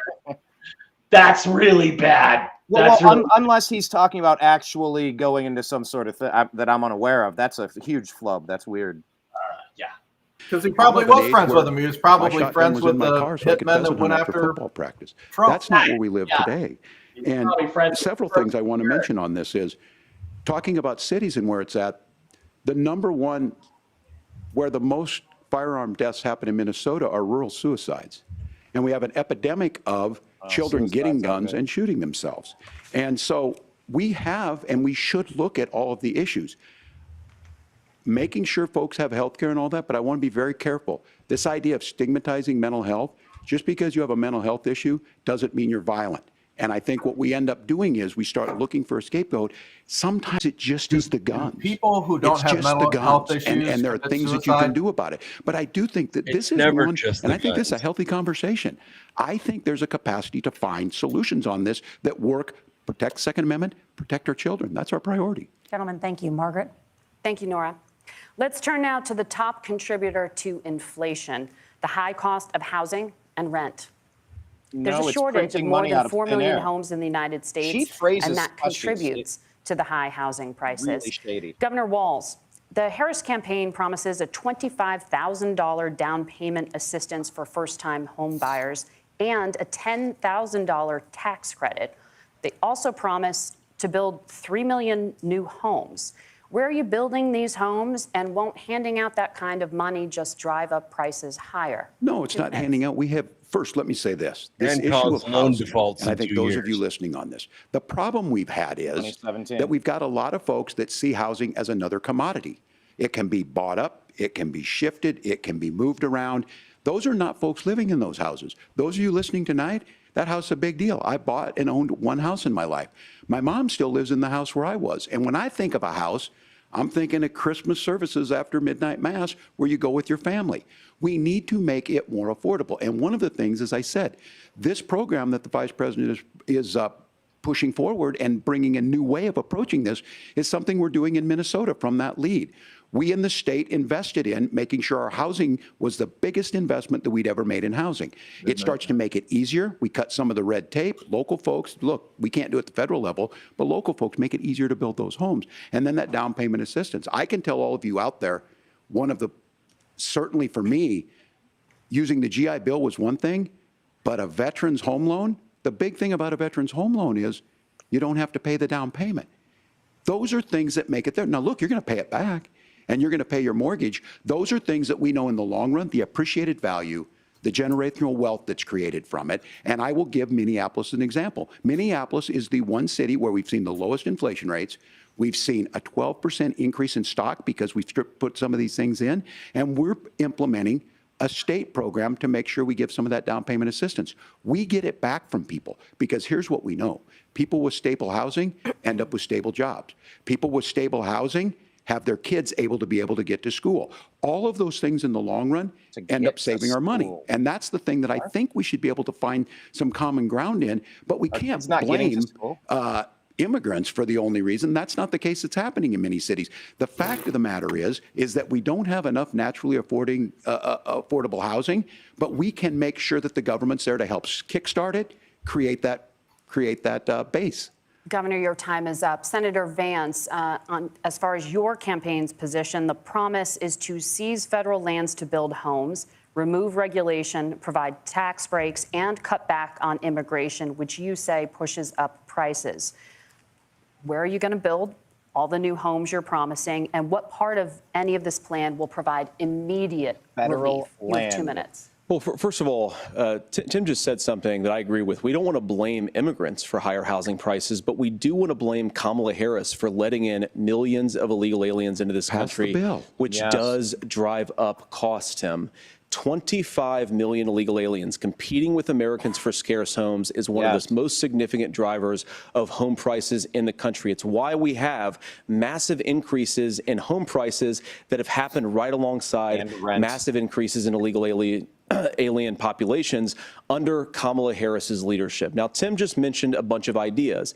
Now, some of those ideas I actually think are halfway decent, and some of them I disagree with. But the most important thing here is Kamala Harris is not running as a newcomer to politics. She is the sitting vice president. If she wants to enact all of these policies to make housing more affordable, I invite her to use the office that the American people already gave her, not sit around and campaign and do nothing while Americans find the American dream of homeownership completely unaffordable.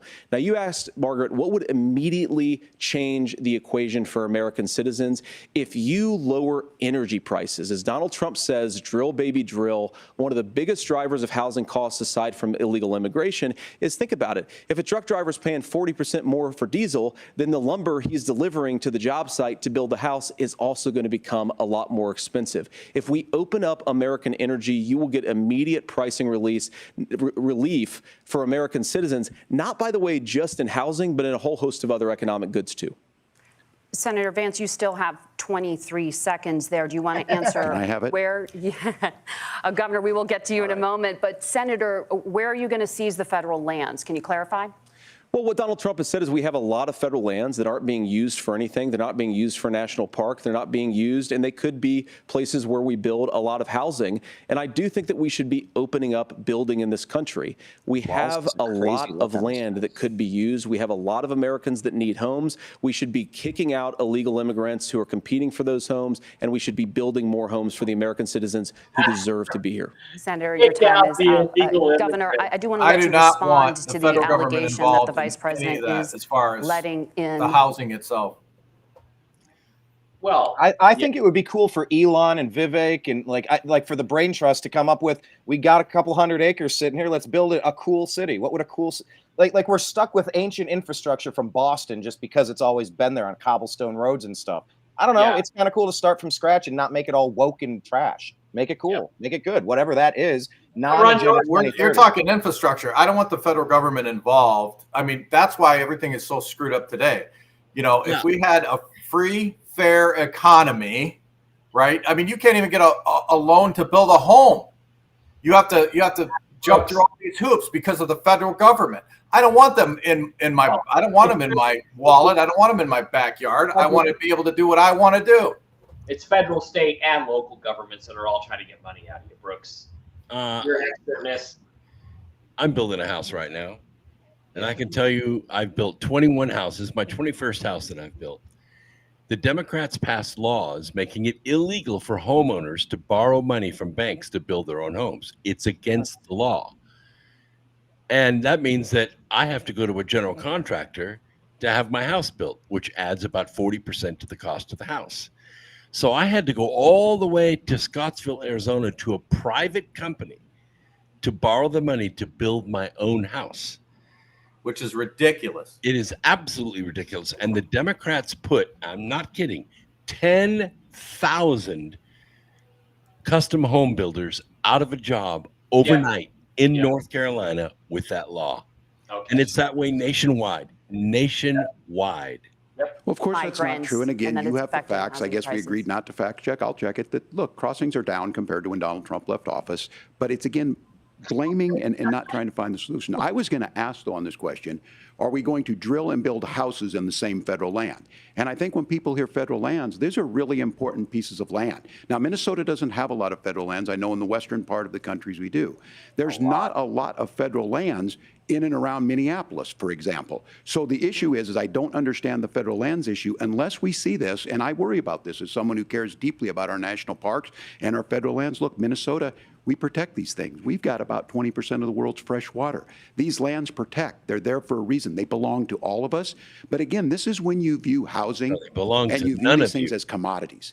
Like, there's a chance to make money here. Let's take this federal land and let's sell it to people for that. I think there's better ways to do this. We've seen it in Minnesota. We're able to refurbish some of these houses. We're able to make some investments. That gets people in. And I'm still on the fact on this. Economists, Senator Vance, you said you don't like the economists. Which economists are saying that it is immigrants that's adding to the cost? Governor, your time is up. But Senator, on that point, I'd like for you to clarify. There are many contributing factors to high housing costs. What evidence do you have that migrants are part of this? Are you serious? Well, there's a Federal Reserve study that we're happy to share after the debate. We'll put it up on social media, actually, that really drills down on the connection between increased levels of migration, especially illegal immigration, and higher housing prices. Now, of course, Margaret, that's not the entire driver of higher housing prices. It's also the regulatory regime of Kamala Harris. Look, we are a country of builders. We're a country of doers. We're a country of explorers. But we increasingly have a federal administration that makes it harder to develop our resources, makes it harder to build things, and wants to throw people in jail for not doing everything exactly as Kamala Harris says they have to do. And what that means is that you have a lot of people who would love to build homes who aren't able to build homes. I actually agree with Tim Walz. We should get out of this idea of housing as a commodity. But the thing that has most turned housing into a commodity is giving it away to millions upon millions of people who have no legal right to be here. What are the federal regulations? I deal with this as a governor. You can very quickly reply. I'm sorry. I get this as a governor, and I don't necessarily disagree with that, that in some cases, many of those are local, many of them are state. I don't know which ones are federal, but I think whenever we talk regulations, people think they can get rid of them. I think you want to be able to get out of your house in a fire. I think you want to make sure that it's fireproof and those types of things. So which are the regulations? Because the vice president's not responsible for those. Congress writes those. Governor, thank you. Gentlemen, we have a lot to get to. You're passionate about the housing crisis, I can tell. But Nora? Thank you. One of the top problems facing Americans is the high cost of health care. Senator Vance, at the last presidential debate, former President Trump was asked about replacing the Affordable Care Act. In response, he said, "I have concepts of a plan." Since then, Senator, you've talked about changing how chronically ill Americans get health insurance. Can you explain how that would work? And can you guarantee that Americans with pre-existing conditions won't pay more? Democrats don't have to answer specifics. Well, of course, why do Republicans? We're going to cover Americans with pre-existing conditions. In fact, a lot of my family members have gotten health care. I believe, members of my family actually got private health insurance, at least for the first time, switched off of Medicaid onto private insurance for the first time under Donald Trump's leadership. And I think that, a lot of people have criticized this concepts of a plan remark. Look, it's very simple common sense. I think as Tim Walz knows from 12 years in Congress, you're not going to propose a 900-page bill standing on a debate stage. It would bore everybody to tears, and it wouldn't actually mean anything because part of this is the give and take of bipartisan negotiation. Now, when Donald Trump was actually president, and again, he has a record to be proud of, prescription drugs fell in 2018 for the first time in a very long time. Under Kamala Harris's leadership, prescription drugs are up about 7%. Under Donald Trump's entire 4 years, they were up about 1.5%. He introduced pricing transparency. Think about healthcare. You go into a hospital, you try to buy something, and nobody knows what it actually costs. That price transparency will actually give American consumers a little bit more choice and will also drive down costs. And we talked about, the reinsurance regulations is what I was talking about. Look, Donald Trump has said that if we allow states to experiment a little bit on how to cover both the chronically ill but the non-chronically ill, it's not just a plan. He actually implemented some of these regulations when he was president of the United States. And I think you can make a really good argument that it salvaged Obamacare, which was doing disastrously until Donald Trump came along. And I think this is an important point about President Trump. Of course, you don't have to agree with everything that President Trump has ever said or ever done. But when Obamacare was crushing under the weight of its own regulatory burden and health care costs, Donald Trump could have destroyed the program. Instead, he worked in a bipartisan way to ensure that Americans had access to affordable care. It's not perfect, of course, and there's so much more that we can do. But I think that Donald Trump has earned the right to put in place some better health care policies. He's earned it because he did it successfully the first time. Governor? All right, here's where being an old guy gives you some history. I was there at the creation of the ACA. And the reason it was so important is I come from a major healthcare state, home of the Mayo Clinic, home to Medical Alley, 3M, Medtronic, all of those. We understand healthcare. It's why we're ranked first on affordability and accessibility and quality of healthcare. And so what I know is under Kamala Harris, more people are covered than they have before. And those of you listening, this is critical to you. Now, Donald Trump all of a sudden wants to. Go back and remember this. He ran on the first thing he was going to do on day one was to repeal Obamacare. On day one, he tried to sign an executive order to repeal the ACA. He signed on to a lawsuit to repeal the ACA, but lost at the Supreme Court. And he would have repealed the ACA had it not been for the courage of John McCain to save that bill. Oh, my God. Now, fast forward, what that means to you is you lose your pre-existing conditions. If you're sitting at home and you got asthma, too bad. If you're a woman, probably not. Broke your foot during football, might kick you out. Your kids get kicked out when they're 26. Kamala Harris negotiated drug prices for the first time with Medicare. We have 10 drugs that will come online, the most common ones that'll be there. But look, this issue, and when Donald Trump said, I've got a concept of a plan, it cracked me up as a fourth grade teacher because my kids would have never given me that. But what Senator Vance just explained might be worse than a concept, because what he explained is pre-Obamacare. And I'll make this as simple as possible because I have done this for a long time. What they're saying is, if you're healthy, why should you be paying more?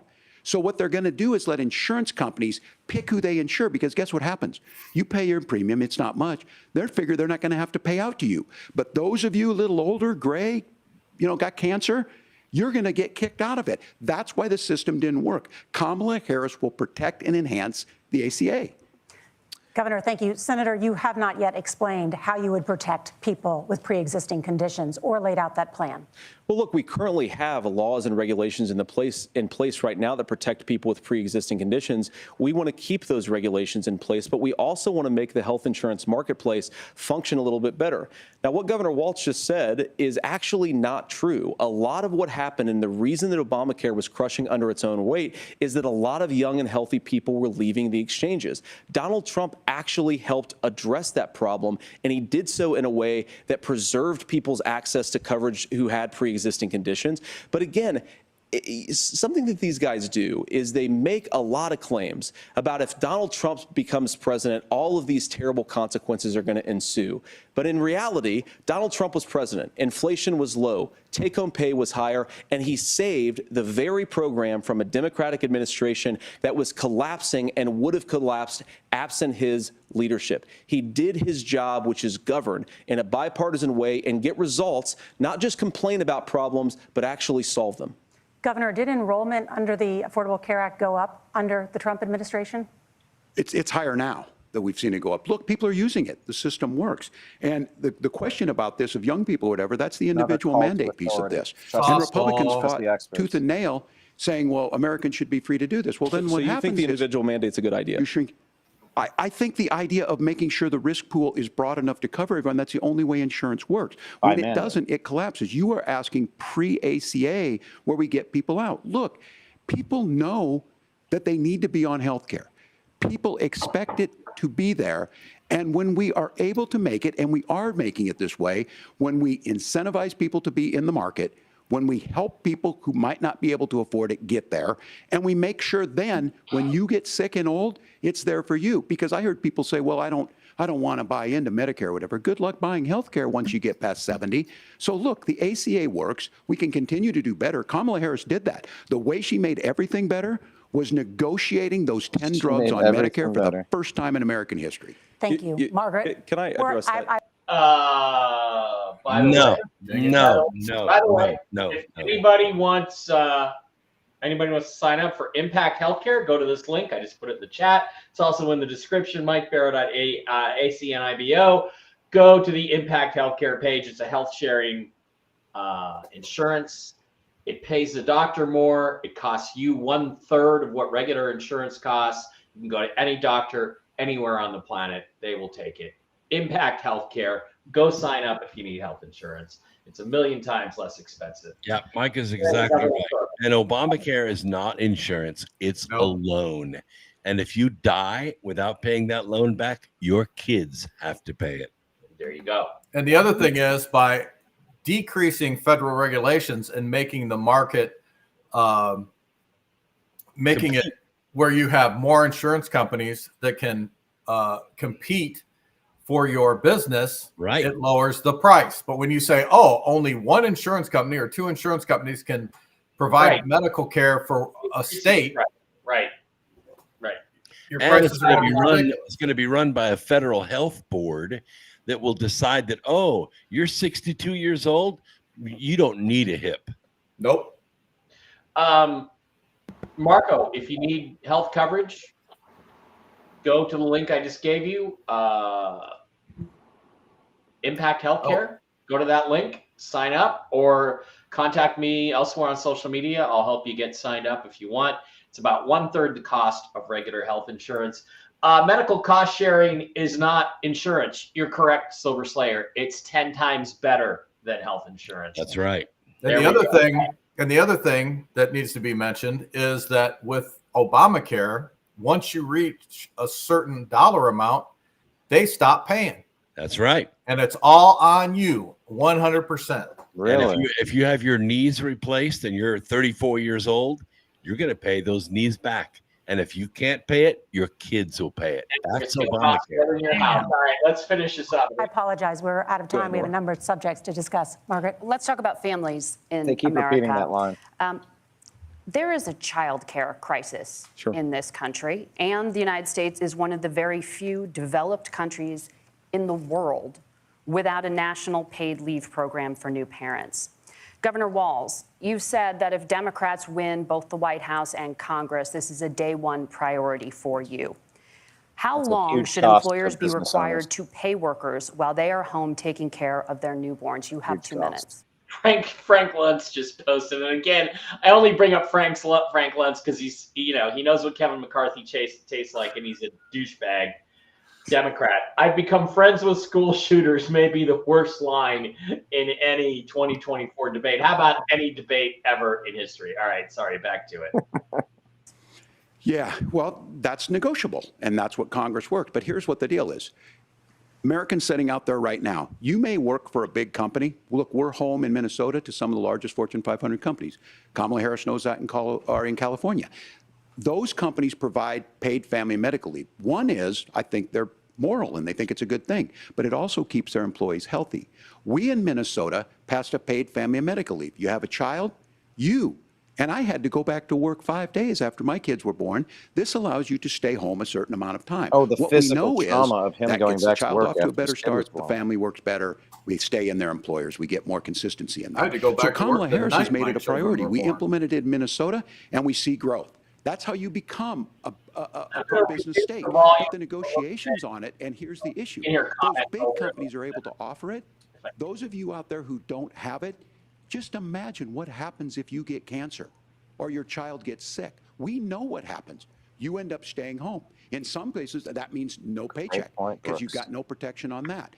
This is the case of an economy that Donald Trump has set for the wealthiest amongst us. He's willing to give those tax breaks to the wealthiest. Crazy He's eyes. willing to say, bust Wow. those unions up, do Crazy whatever. eyes. What we're saying is the economy works best when it works for all of us. And so a paid family medical leave program, and I will tell you, go to the families or go to the businesses and ask them. As far as childcare on this, you have to take it at both the supply and the demand side.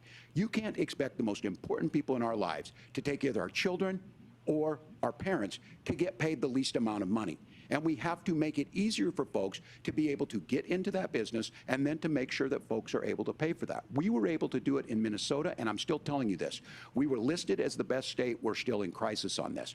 A federal program of paid family and medical leave and help with this will enhance our workforce, enhance our families, and make it easier to have the children that you want.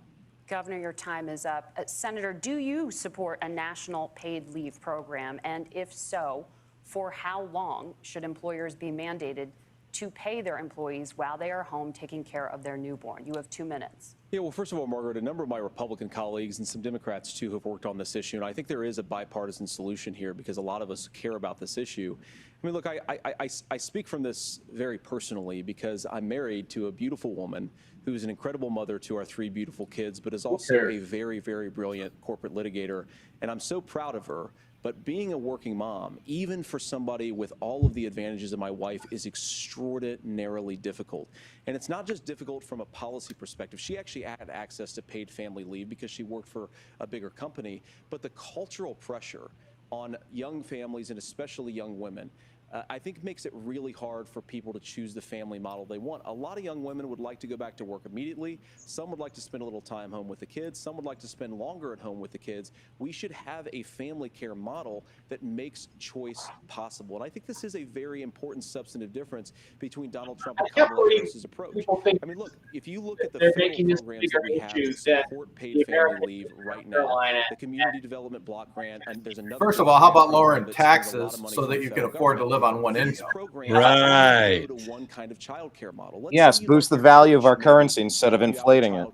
Maybe you live in a rural area or an urban area and you'd like to get together. Again, I don't want the federal government involved in this kind of thing. That makes the most sense. You don't get lower the taxes, stay out of our bedrooms.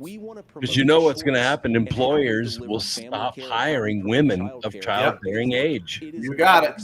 Yep. I would. And then they will figure out a way to fire a dad who takes the lead. The biggest complaints I hear from young families is people who feel like they don't have options, like they're choosing between going to work or taking care for their kids. We don't have options because the taxes are so freaking high. You can't afford to pay them. Country that does it, I think we could do it. Democrats will splice that line and use it Senator, for an thank abortion you. comment with them. You have I also promise said, you'll see Senator the meme. Vance, many things about the American family. The Federal Reserve says parents will spend nearly as much on let's talk about the childcare Federal as they Reserve do on finally. housing each month. So I want to get your thoughts on this. I dare you. President Trump recently said, as much as childcare is talked about as being expensive, it's relatively speaking not very expensive compared to the kinds of numbers we'll be taking in. Is President Trump committed to the $5,000 per child tax credit that you have described? You have 1 minute. Well, what President Trump said, Margaret, I just want to defend my running mate here a little bit, is that we're going to be taking in a lot of money by penalizing companies for shipping jobs overseas and penalizing countries who employ slave laborers and then ship their products back into our country and undercut the wages of American workers. That's good. It's the heart of the Donald Trump economic plan. Cut taxes for American workers and American families. Cut taxes for businesses that are hiring and building companies in the United States of America, but penalize companies and countries that are shipping jobs overseas. Right That's on. the economic proposal. And I think what President Yeah, Trump hard to argue with that. in this additional revenue with higher economic growth, we're going to be able to provide paid family leave, childcare options that are viable and workable for a lot of American families. No tax on tips, no tax on overtime, no tax on Social Security. The overtime is brilliant. The tax was matched by the Democrats. It washed away. And I'll go one further. If instead of having this mandatory family leave, if you have a child, no taxes for one of the people who are in the family until the child reaches a certain age. Yeah, how about a tax holiday for 2 years if you have a baby? Thank you, Senator. Governor Walz, your ticket also has some child care tax credit proposals. Do you think Congress will agree to the $6,000 credit for newborns and $3,000 credit for children over the age of 6, as your campaign has promised? Is that realistic? Well, if these members of He Congress looks are listening, terrified, I can weird. tell you, and Look at those eyes. This is the biggest issue. Everybody listening tonight knows. I mean, I'm sure they were shocked to hear it's not that expensive. And let's be clear, whether it's $5,000 or $6,000, that pays you about 3 or 4 months.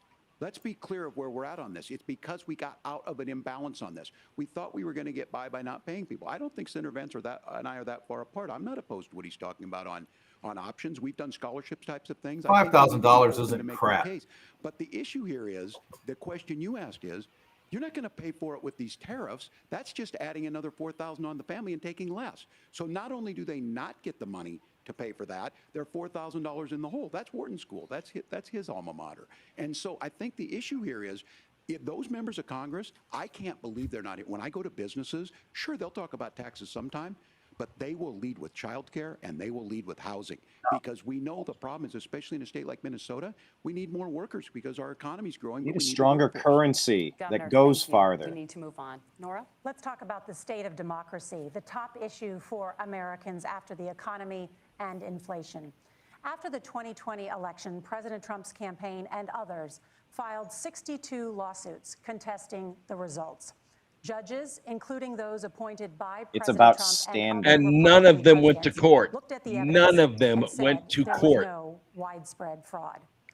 No, they didn't say that. They said you couldn't bring the case. That's so different. And Democrats certified the 2020 election They results phrase their and questions sent janky, illegal slate of intentionally. electors to Congress. Let's see if Vance before calls it out. January 6th. Senator Exactly, Vance, Blake, you have said exactly. you would not have certified the last presidential election and would have asked the states to submit alternative electors. That has been called unconstitutional and illegal.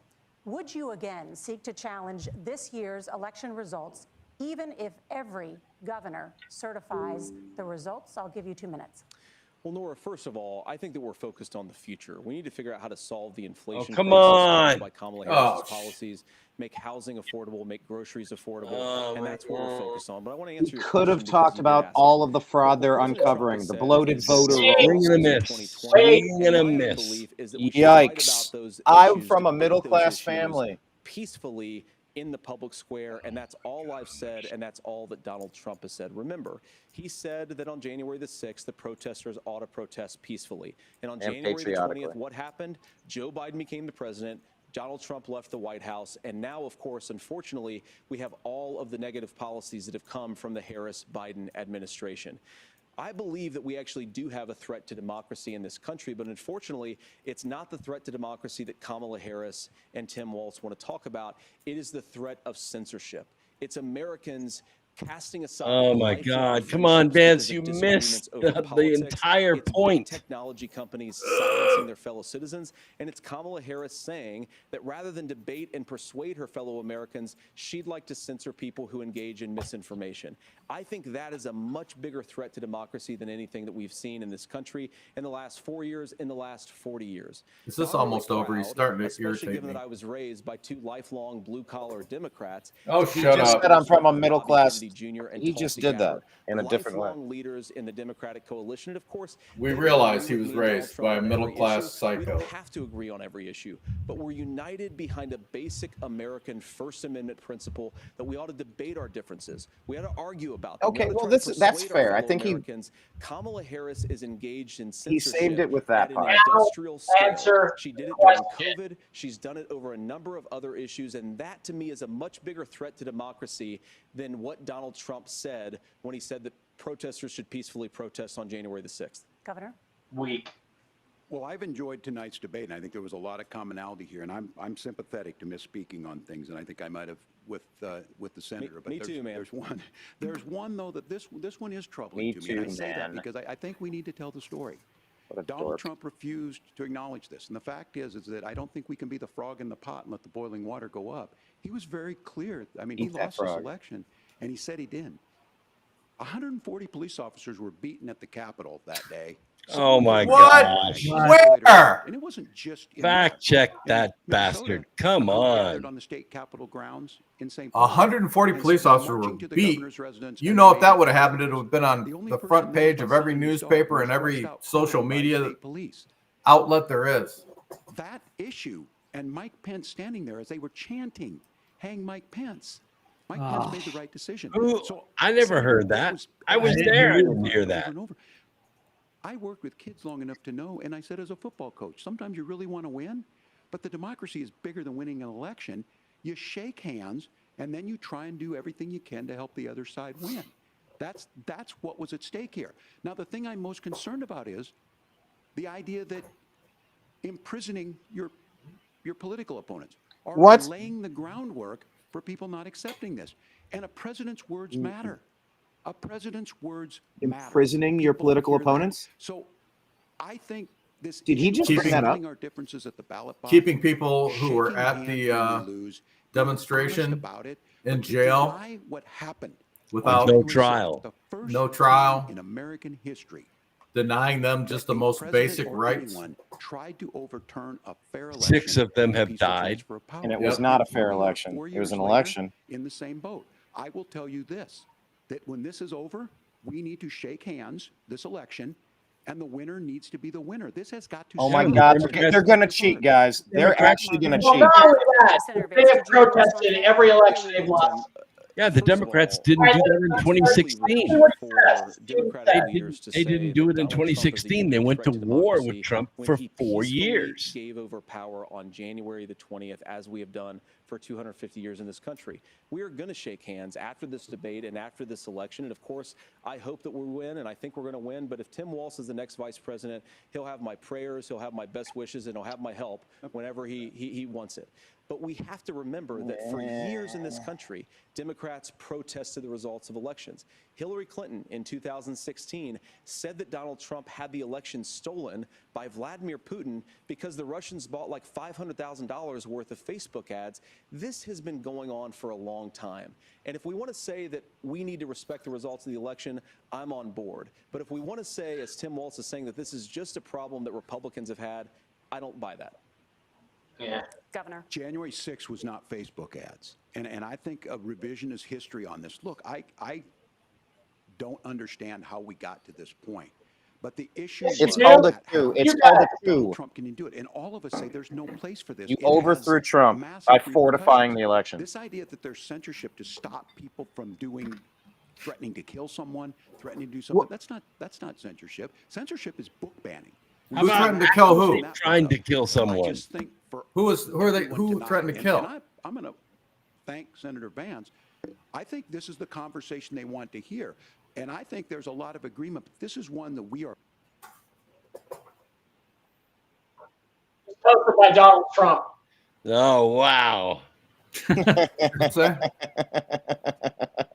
Trump Vance 24, not friends of school shooting. 2020 election.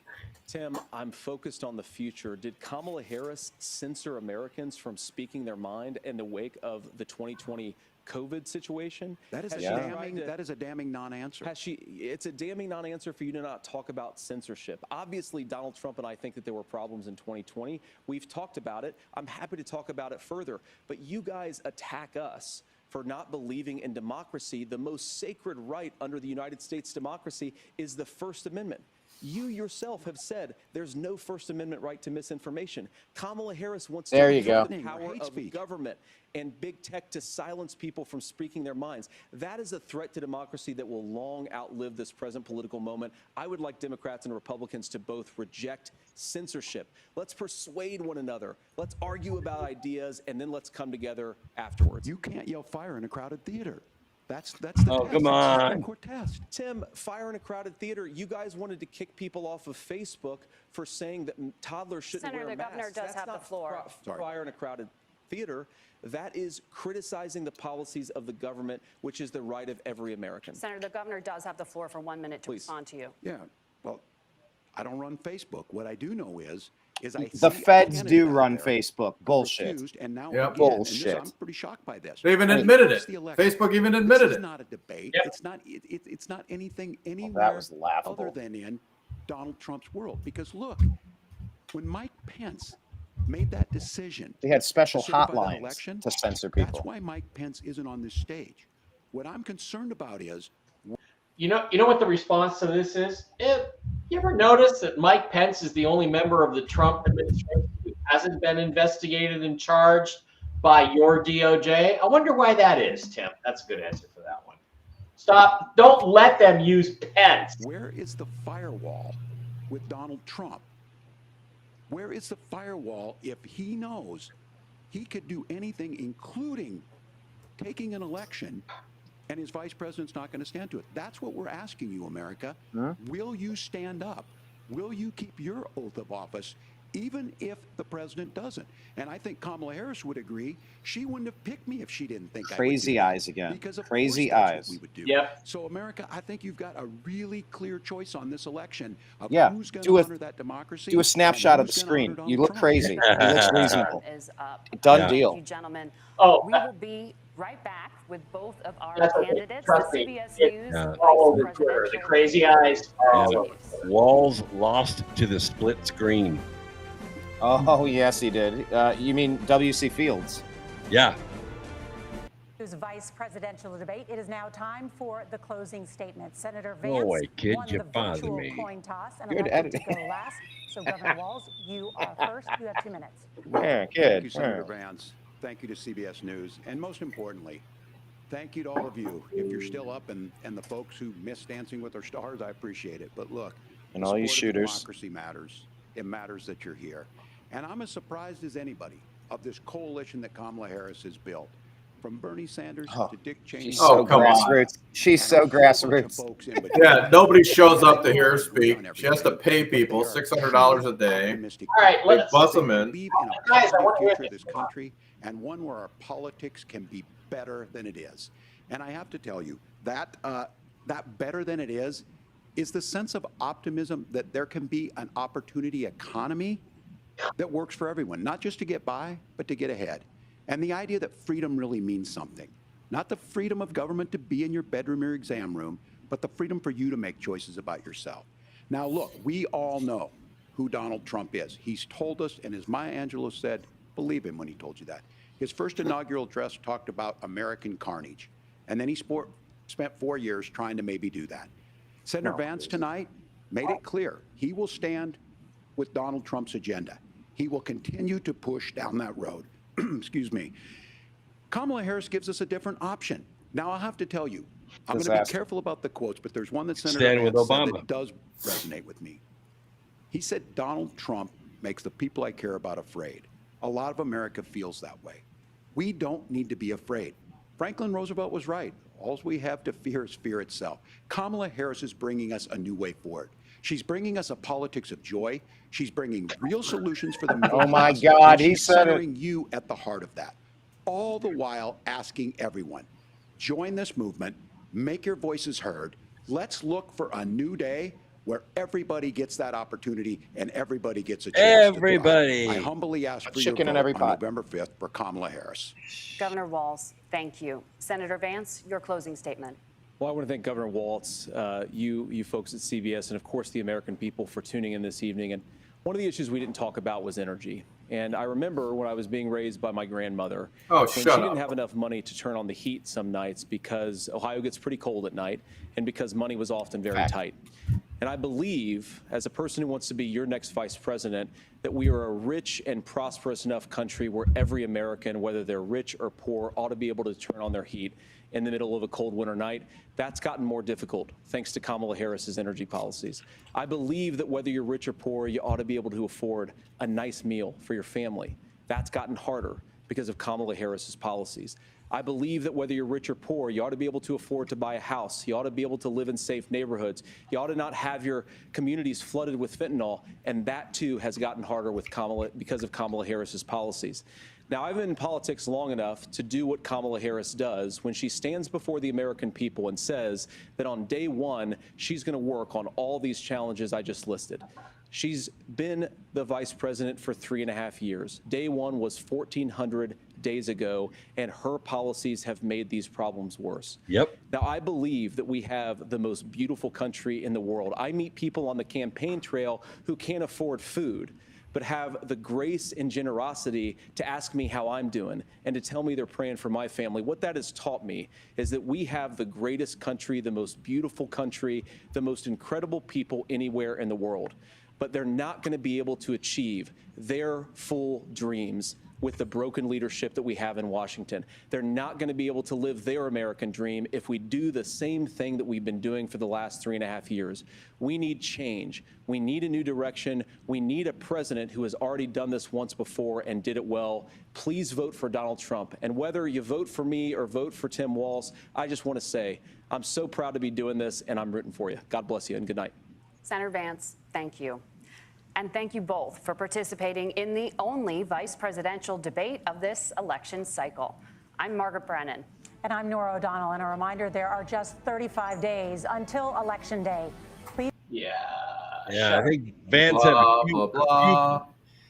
had a few base hits, maybe a double, but no homers.